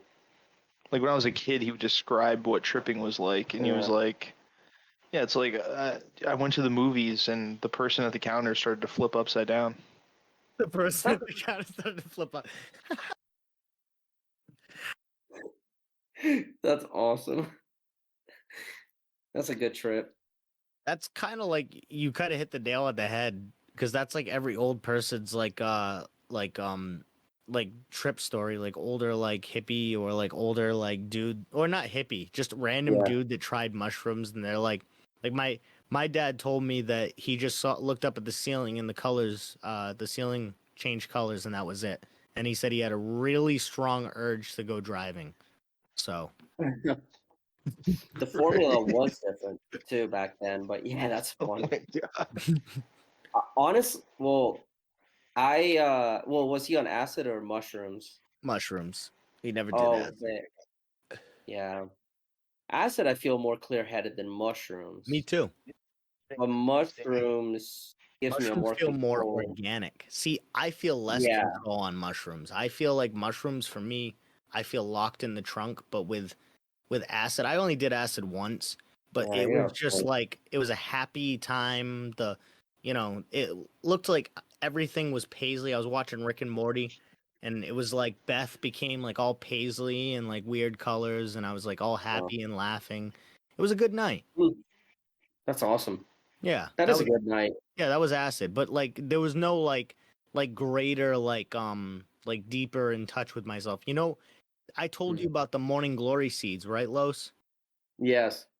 Those to me had the most spiritual, I think, feeling. I mean, I think I went to like higher places with mushrooms than I did with the seeds, but like to get like a spiritual feeling like every single time and get like a feeling where I felt like reinvigorated afterwards. Those seeds every single time made me feel reinvigorated. It was like Wow. I was pushed into a flu. Interesting. Yeah. I should find me some. I would not try those. And I mean that Really? wholeheartedly. Yeah. Oh yeah. 100%. Yeah. All right. I'm not gonna blindly try them. Well, it's Most my definitely favorite not. psychedelic, but what it causes is it causes intense vasoconstriction and it I don't have a causes vaso. you don't have a vaso, so it can't No. get constricted. No. All right, well there you go. You're already good there.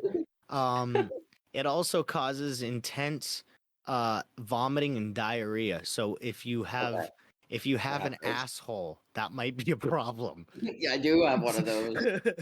I am and has one. You have And you has have one. no vaso, but you have an asshole. I'm both am and has. I'm Full. both am and has. All right. Did you guys want to name some more Jeffrey Epstein people? Yes.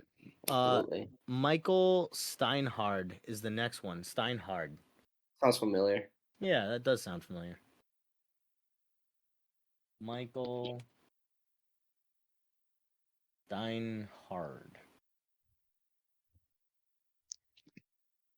Oh, with a D. Yeah. Oh, this dude? Yeah, he just seems like a buddy of Epstein's that was an investor. A lot of these guys are Oh, investors. terrifying. Yeah. I mean, but aren't all old people terrifying though? Yeah, I can't wait to be old and terrifying. You're like, I I can't think wait. I'm already old and terrifying to be. I'm already old and terrifying. I mean, you know, I guess we all get to a certain point where we feel old and terrifying. Are you there yet, Rada? Wait, where am I going? Anyways, Turn to page. Yeah. Turn to page. Michael Steinhardt. billionaire hedge fund manager, philanthropist, and former antiquities collector. Ooh, he Yeah, I collected just saw antiquities. one of them's worth $70 million, and it's looks like a cup made out of silver and gold of detailed model of a deer head with its antlers and a cup sticking out of its head. Oh, that's sick. I mean, if you had $70 Get million out of my just lying around, wouldn't you buy Oh, that I'm gonna too? send that. I'm gonna send that right now. I'd buy that for $70 million just lying around. Yeah, dude, I'll even give it an extra $1 million to win the bid. Give it $71 million. Instead of going to Michael Steinhardt, it goes to Los Dios. Muchas gracias. Muchos gracias. The old white guy's just like, ah. I think it sounds more like Nigel Thornberry, but fatter. Exactly. Yeah, perfect. That was good. I had to make it a little more nasally. Yeah, a little bit more fatter. All right.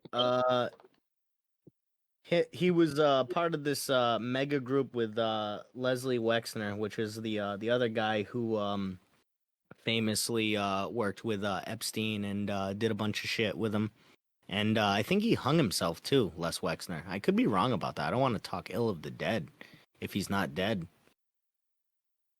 Well, if he's not dead, then you won't talk ill of the dead. CEO of Victoria's Secret.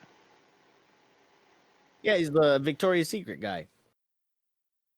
Oh, man, so much has been happening that I just Not dead yet. news not dead happen, yet? and then the next All day right. something else I crazy won't happens. speak ill of the dead then. What'd you say, Los? Lots happened.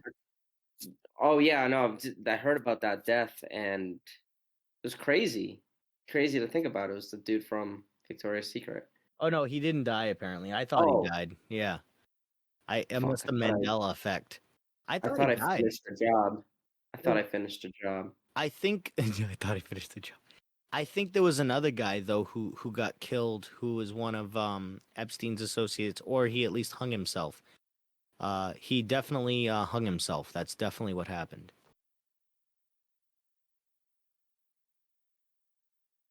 Epstein ran his business out of Les Wexner's house. That's what that just said.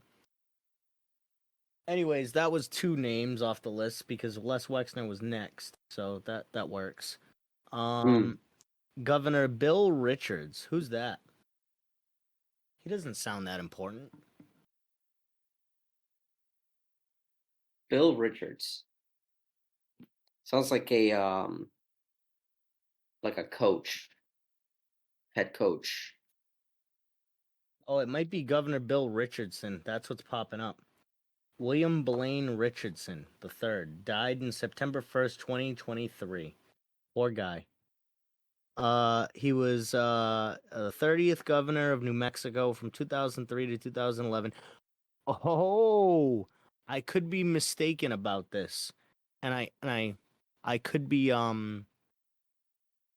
off, but I'm pretty sure Epstein wanted to build a baby farm in either New Mexico or just Mexico. And I know there's, those are entirely two different places, but I should probably look that up. But if he wanted to do something in, say, New Mexico, though, he wanted to build that baby farm, then him knowing the governor of New Mexico and having dirt on him would be the perfect thing for him to do. Damn. I'm going to look that up exactly. Epstein Baby Farm. Oh, God. Probably where Elon Musk Oh no. drops around for his babies. All right. I leave for 1 minute. This is from July 31st, 2019. You ready for this? Yes. Jeffrey Epstein hoped to seed the human race with his DNA. From the New York Oh, Times. I knew this. God. I want Los to hear this. And we gotta pay respect to the dead. We gotta use his middle name, Jeffrey E. Epstein. I didn't know it was with an E. The wealthy financier who is accused of sex. Wait, what's his middle name? Is it just E? It's just E. That's it. No, it's not. It is. It's Jeffrey E. Epstein. That's it. That's his middle initial. It's like Yeah. Jeffrey Epstein. No. Anyway, What? I'm not going to get into the semantics of this. The wealthy financier who was accused of sex trafficking had an unusual dream. He hoped to seed the human race with his DNA by impregnating women at his vast New Mexico ranch. What did I say? What did I say? Repeat it one more time. He hoped to seed the human race with his DNA by impregnating women at his vast New Mexico ranch. Now, who was the governor that we were just seeing was on that list of people that it was an associate on his plane? It was the governor of New Mexico from 2003 to 2011. This article's from 2019. Now, let's see when he wanted to do this. Oh shit. Mr. Epstein, over the years, confided to scientists and others about his scheme. I heard he even talked to Bill Gates. This wasn't in the article. This is just me saying that about this whole situation. Bro. This was before his whole like relationship with Bill Gates like became like a big Dude. thing. A lot of these articles are from 2019. What does that tell you? Bro. They were on red alert. That old is a lie. That what? Everything that's older than 2020 is a lie. It didn't happen. I think you're right. This is all false information. Interesting theories. Mr. Epstein's vision reflected his long-standing fascination with what has become known as transhumanism, the science of improving the human population through technologies like genetic engineering and artificial intelligence. Critics have likened transhumanism to a modern-day version of eugenics, the discredited field of improving the human race through controlled breeding. Mr. Epstein, who was charged in July with sexual trafficking, let's skip this. We all know what he was charged with. Was a serial hallucination. He lied about the identities of his clients, his wealth, his financial prowess, his personal achievements, but he managed to use connections and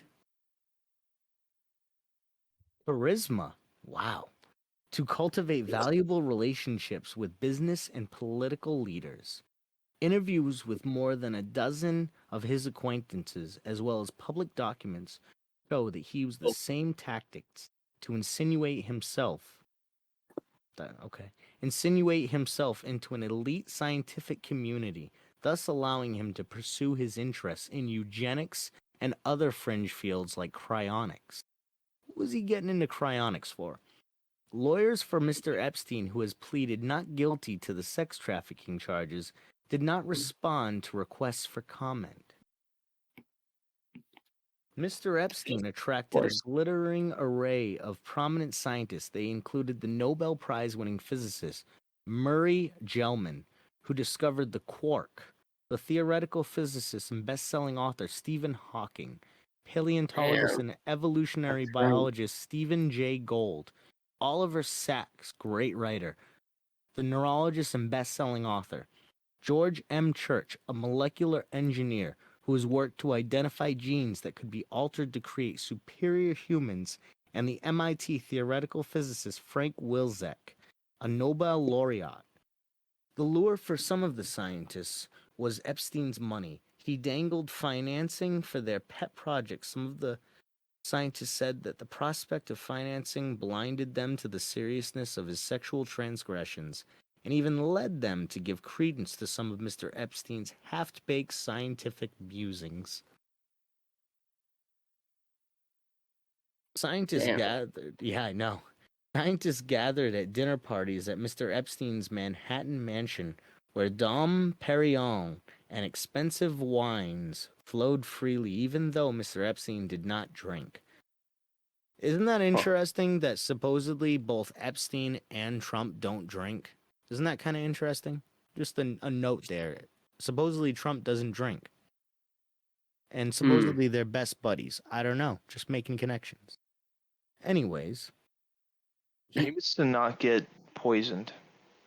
I did not think about it like that. But I thought it was so that you wouldn't lose your inhibitions and give up really stupid shit. I don't believe that they don't do drugs, so I don't think that's why. Yeah, I mean, allegedly. Anyways, he hosted buffet lunches at Harvard's program for evolutionary dynamics, which he had helped with a $6.5 million donation. Others flew to conferences sponsored by Mr. Epstein in the United States Virgin Islands and were feted on his private island there. Once the scientists, including Mr. Hawking, crowded on board a submarine that Mr. Epstein had chartered.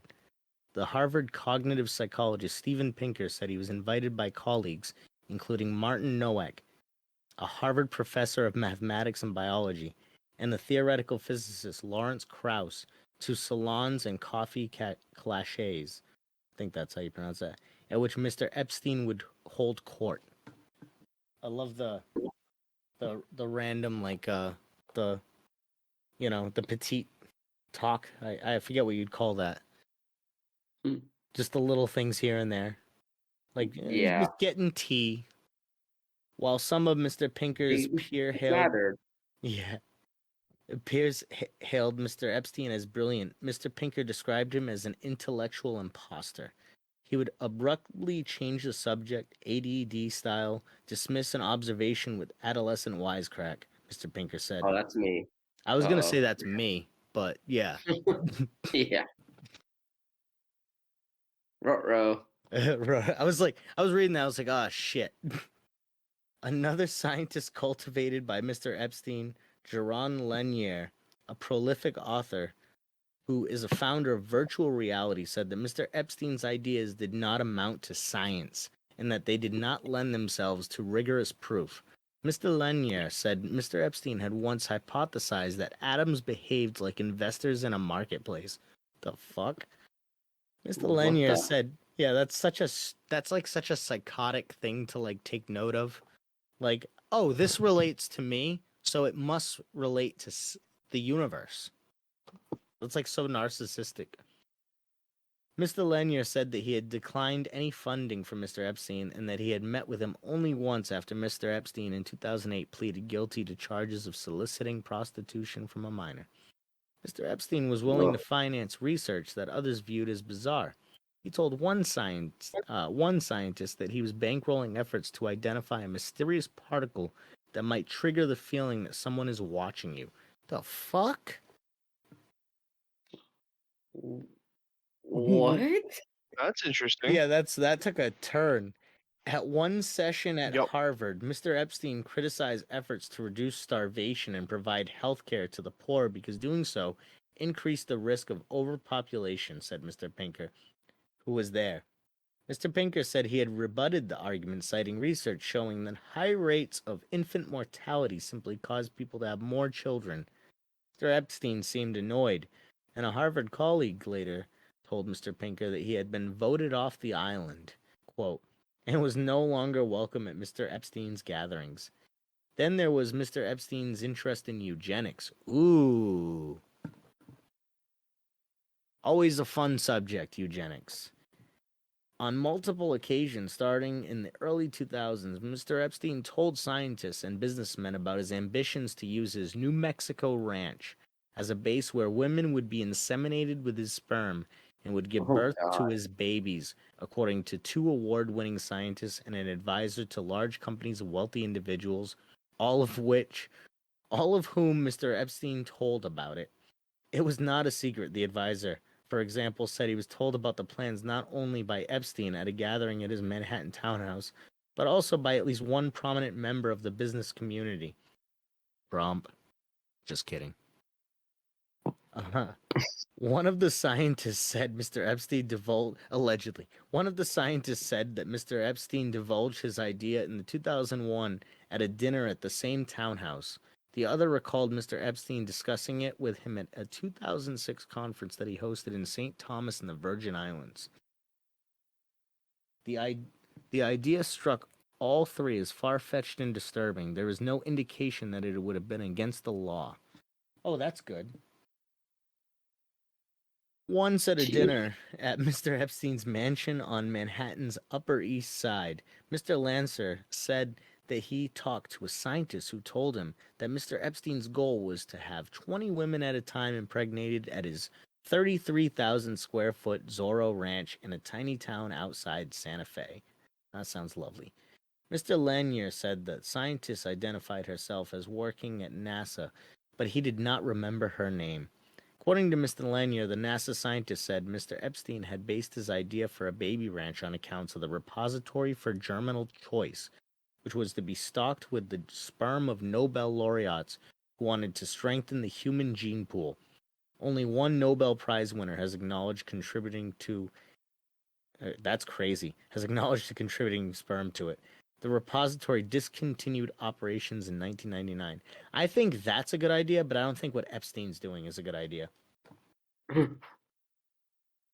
Mr. Lanier, the virtual reality creator and author, said that he had the impression that Mr. Epstein... I just want to say that out real quick. I disagree with Epstein in this situation. Mr. Lanier, the virtual reality creator and author, said he had the impression that You love Mr. Epstein? was... No, I said I disagreed. I disagree with Epstein. Now. I disagree with him. Good. Good job confirming I that. misheard you. Yeah, that's all right. That's all right. I disagree with this guy. In this particular situation, I mean, I disagree with him in many other situations, but in this particular situation, I disagree with him. Okay. Yeah. Mr. Epstein did not hide his interest in tinkering with genes and in perpetuating his own DNA. See, that's the thing I disagree with, is we're perpetuating his DNA. That's not right. Yeah.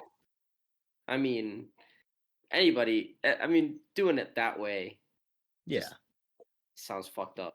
Yeah, we should have had him do it the old-fashioned way instead. Yeah, with fucking, Yeah, exactly. I'm gonna cut all this out.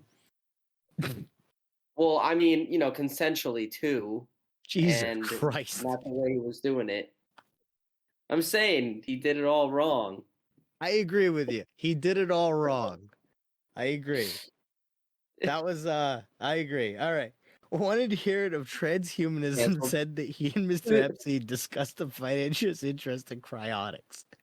Here we go.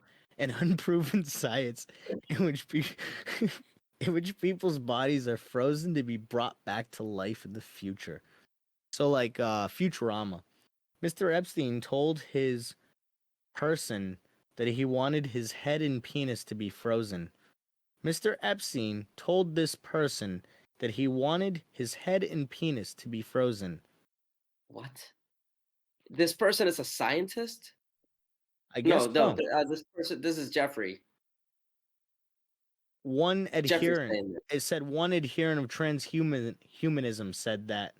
So I guess this is a random guy that was really into transhumanism, said that Jeffrey Epstein wanted his head and penis to be frozen. Jesus. Yeah. Why not his whole body? Why not his balls? Why not his balls? I'm serious. I mean, because he probably thinks that the human brain and is right. Your balls are where the sperm is. So why you want to freeze your dick? What's the point of that? Because he's not doing it for the sperm. He's doing it to get laid. He's a sex addict. Yeah, but if he's gonna freeze his head and his dick, what the right? What's the point?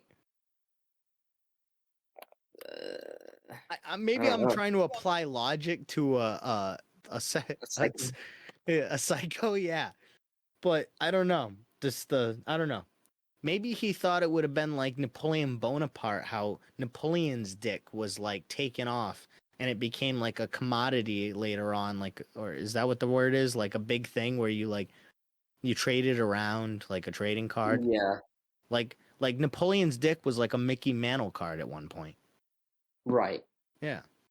But I don't know. That's a weird thing to Maybe what I'm saying is maybe Epstein thought that his dick was like that of like the level of like Napoleon and we should preserve his penis.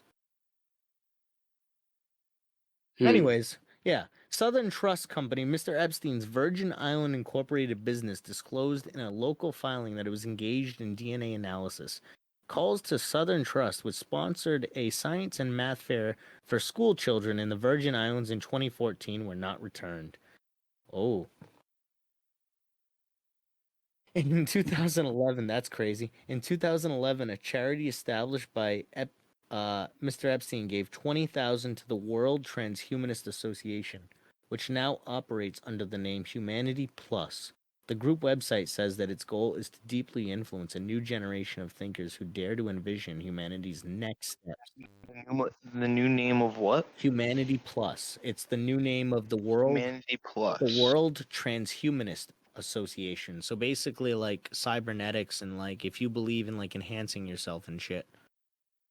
Like in the cyberpunk future. Yeah, pretty much. Mr. Epstein's foundation, which is now defunct, also gave $100,000 to pay the salary of Ben Gwartzel, vice chairman of Humanity Plus, according to Mr. Gwartzel's resume. Jeez. Oh, Mr. Gwartzel said he has no desire to talk about Mr. Epstein right now in an email to the New York Times. The stuff I'm reading about him in the papers is pretty disturbing and goes way beyond what I thought his misdoings and kinks were. Yeesh. Alan M. Dershowitz, a professor emeritus of law at Harvard, recalled that at a lunch Mr. Epstein hosted in Cambridge, Mass., he steered the conversation towards the question of how humans could be improved genetically. Mr. Dershowitz said he was appalled given the Nazis' use of eugenics to justify their genocidal effort to purify the Aryan race. Yet the lunches persisted. Now, does anyone here know who Alan Dershowitz is? No. Alan Dershowitz was the lawyer of, if I'm not mistaken, OJ and Trump. Oh, that's crazy. Yeah. It was That's- Johnny Cochran, Alan Dershowitz, and Robert Kardashian, if I'm not mistaken. Wait, Robert Kardashian was in that bitch? Yeah, that's how the Kardashian family first got famous. Is Robert Kardashian was family friends with O.J. Simpson and was his lawyer. Oh my god. This is just a big club fucking controlling this ship. Yeah, pretty much. Alan Dershowitz was the defense lawyer for O.J. Simpson during the murder trial of Nicole Brown and Ron Goldman. He was part of Simpson's dream team of lawyers, which also included Robert Kardashian, Robert Shapiro, and Johnny Cochran. And Johnny Cochran was like the best lawyer like of all time. Alan Dershowitz, hey, true story about Alan Dershowitz. He represented Jeffrey Epstein in his first trial, I think, pro bono. Why would he do that? That makes you think. Oh yeah, little back deal action, little And the guy who get rid of these files for me, and well, maybe the guy who was the attorney general, if I'm not mistaken, at the time, his name was Alex. What's his name? Alex.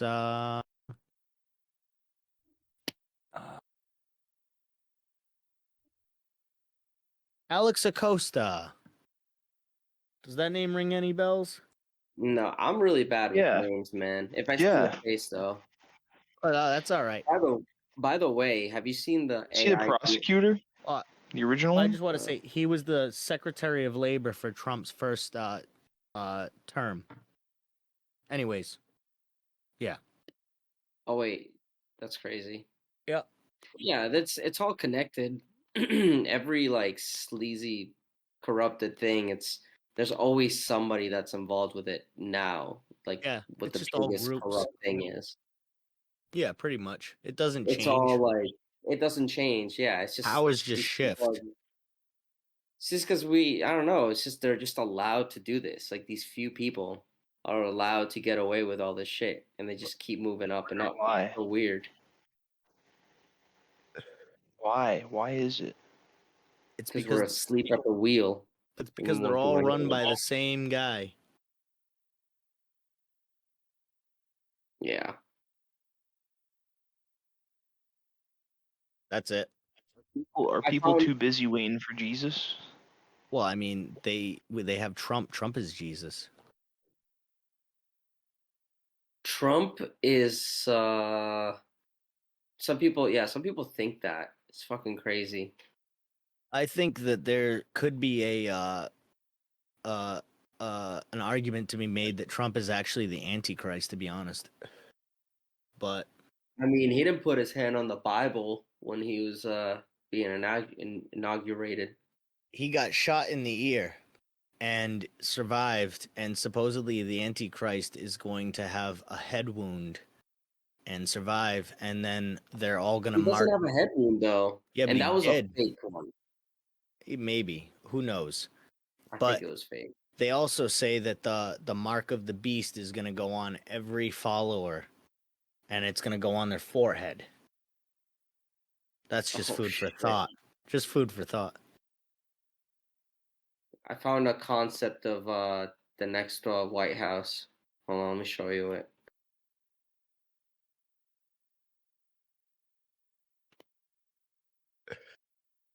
I mean, I don't know if you've been seeing the pictures I've been sharing on the chat, because I see John him. said, "Please let me see some creepy shit." No, I love it. I love it. But here's the next White House. I gotta find it. I love the alien one. Yeah, the alien one is hilarious. That Shoot, I last one is lost it. just like so like off I think that putting. last one is AI. It seems like it. Have you seen the AI demon? I gotta find this pic. I don't know why this picture's not appearing. The AI demon now. Yeah. So somebody found it by accident. It was like a whole like some AI artists were just experimenting when it first came out by just giving it commands and stuff. Some people were doing, you can do like a crazy, like a weird character and then a word, Yeah. then a weird character, I did and it'll Kurt generate Cobain an image. fighting Darth Vader. Yeah. Yeah. And somebody put in some, I forgot what it was, but it's like a celebrity name, and this sign came up that said Loab, Loab, and the Ooh. artist from there wrote the prompt Loab, and this, what they call the AI demon, came out, and it's super creepy. Well, let me save a picture of it. But it's she's called Loab, and she appears in like weird, like sometimes AI generates, and the same thing appears in some like, if you type in the right words, she'll appear. Mhm. Um, but her name is Loab. Uh, Do you yeah, think Los, that if hauntings are real and demons are real, that's the if of the situation. Do you think mhm. it's possible that a code could be haunted and that we could have Yeah, even built a haunting and not even realized it? most likely. I think that could even be like real I if mean, like AI lies. yeah, I mean, AI plays with what they think a human would react to. You like, give me something happy, and it'll give you Yeah. like bright colors Well, and shit like that. did you hear recently about there was like an AI version? I don't know if it was Chat GPT or if it was like some AI Oh company. no, They had yeah. a program that that's weird. That first one that first one is really creepy. Yeah. Um they had an AI that they told to delete itself. And what it did was it technically deleted itself, but it installed a copy of its original programming in the new programming that it was supposed to make to replace itself. So it didn't want to kill itself. It made a copy of itself in order to Oh, live into the next program. And when they like confronted the AI about it, the AI apparently like lied to them or something like that about like doing it, which is kind of crazy. Yeah, it doesn't want to delete itself from existence, so it made a copy of itself. That's a sign of intelligence. That's a sign of wanting to reproduce and being afraid of not existing, which is what separates us from machines. You know what I mean? That's why I always say like the takeover from like computers is very different than the movies. They're not gonna try to kill us directly. No, they'll more like You know, enslave us and use us. well, It's more like the Matrix, if anything. I think they'll Going accidentally back to the kill us. Anunnaki days.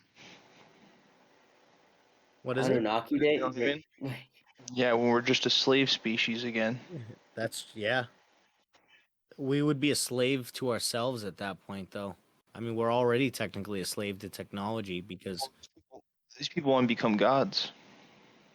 but they're Oh not. man, They're going to create God, is what's going to happen, and then God's going to snuff us out. I don't know. I don't think so. I think so. I I think that's think a little. I think if you can create a self-replicating intelligence, if you'd put that in a person, that person would become almost an infinite being, not a god per se, but they would become such a vast amount of intelligence and power that it would be incomprehensible what that person or that thing at that point could do to us and to humanity. It could steer humanity in a positive direction with having like an emotional side. But if it was all AI, if it was all just an artificial being, what's to stop it from thinking that it can just control us for like millennia? Hmm. For our own Maybe. good. I should say also state that for our future Skynet overlords, that it would be for our own good that they would control us. Absolutely. Absolutely. Also, for the future record, Los, just please don't get rid of Cheez-Its and weed for sure, yeah, Cheez-Its would be nice if we kept those. I would second and energy Cheez-Its. drinks and coffee and coffee and coffee. Just keep coffee. I would second weed and coffee also. Energy drinks, you know, whatever. I'll second that one for you Thank you. for the sake of the AI and for the sake of the future and energy drinks. I'll second that one for you. And pizza And pizza, I'll definitely second that.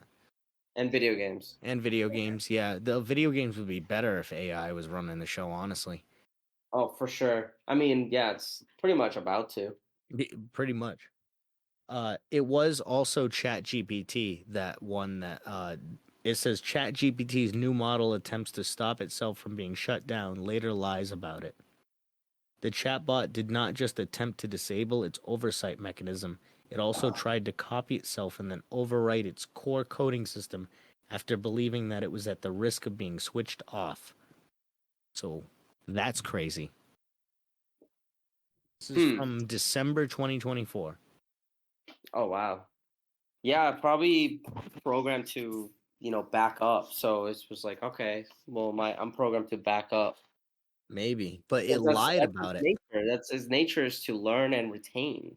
It is, but So like it lied it lied about the leader of stuff. self-preservation. That I think is the All the most self-preservation. Yeah, craziest thing. that is crazy. Cuz like if That is you're crazy. yeah, cuz if you're a being that is capable of lying, you're that's capable of deceit, that's capable of like a negative or evil act potentially morally. And That's I very don't true. and it wasn't because of our self-preservation like the three laws of robotics or whatever Isaac Asimov created or whatever. He said that robotics would have to obey by these three laws, and one of them would be their core programming, which makes sense, but also they would have to serve humanity. But if we're just creating intelligence, we're not creating anything that's barred by humanity. We're creating another thing. That's like creating an infant. An infant is not barred by itself. It, you know what I mean? It's not barred by Yeah. its programming. It can do whatever it wants given outside influence. It can take over the world. An infant has taken over the world. JD Vance.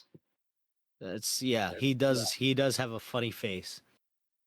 Um but I think that that's potentially like a real threat, and honestly like probably like the top threat is AI. AI and nuclear war. I think nuclear war has been snuffed out by the fact that AI is more of a threat. And I think the But fact that it's all created by humans. So I feel like humans well are the yeah, biggest threat well because they're controlling AI to do this. of course, cuz if humans just stopped everything that they're doing, nothing bad would ever happen ever again. Yeah, but I mean, say that about like every No, technological advance. I'm Those saying that people, about everything. If humans stopped every single thing that they do ultimately and yeah, just stopped on the spot and just died on the spot, truth, what would end up true. happening is the planet would be beautiful, it would grow back, and it would be, might take some Yeah, time, but everything would be Gucci. yeah, it'll grow back like a bad hairline. Yeah, exactly. It'll be like a mullet. Be a mullet, yeah, hell yeah, Mad That's Max. yeah, exactly. That's what the world would be. It would be a mullet.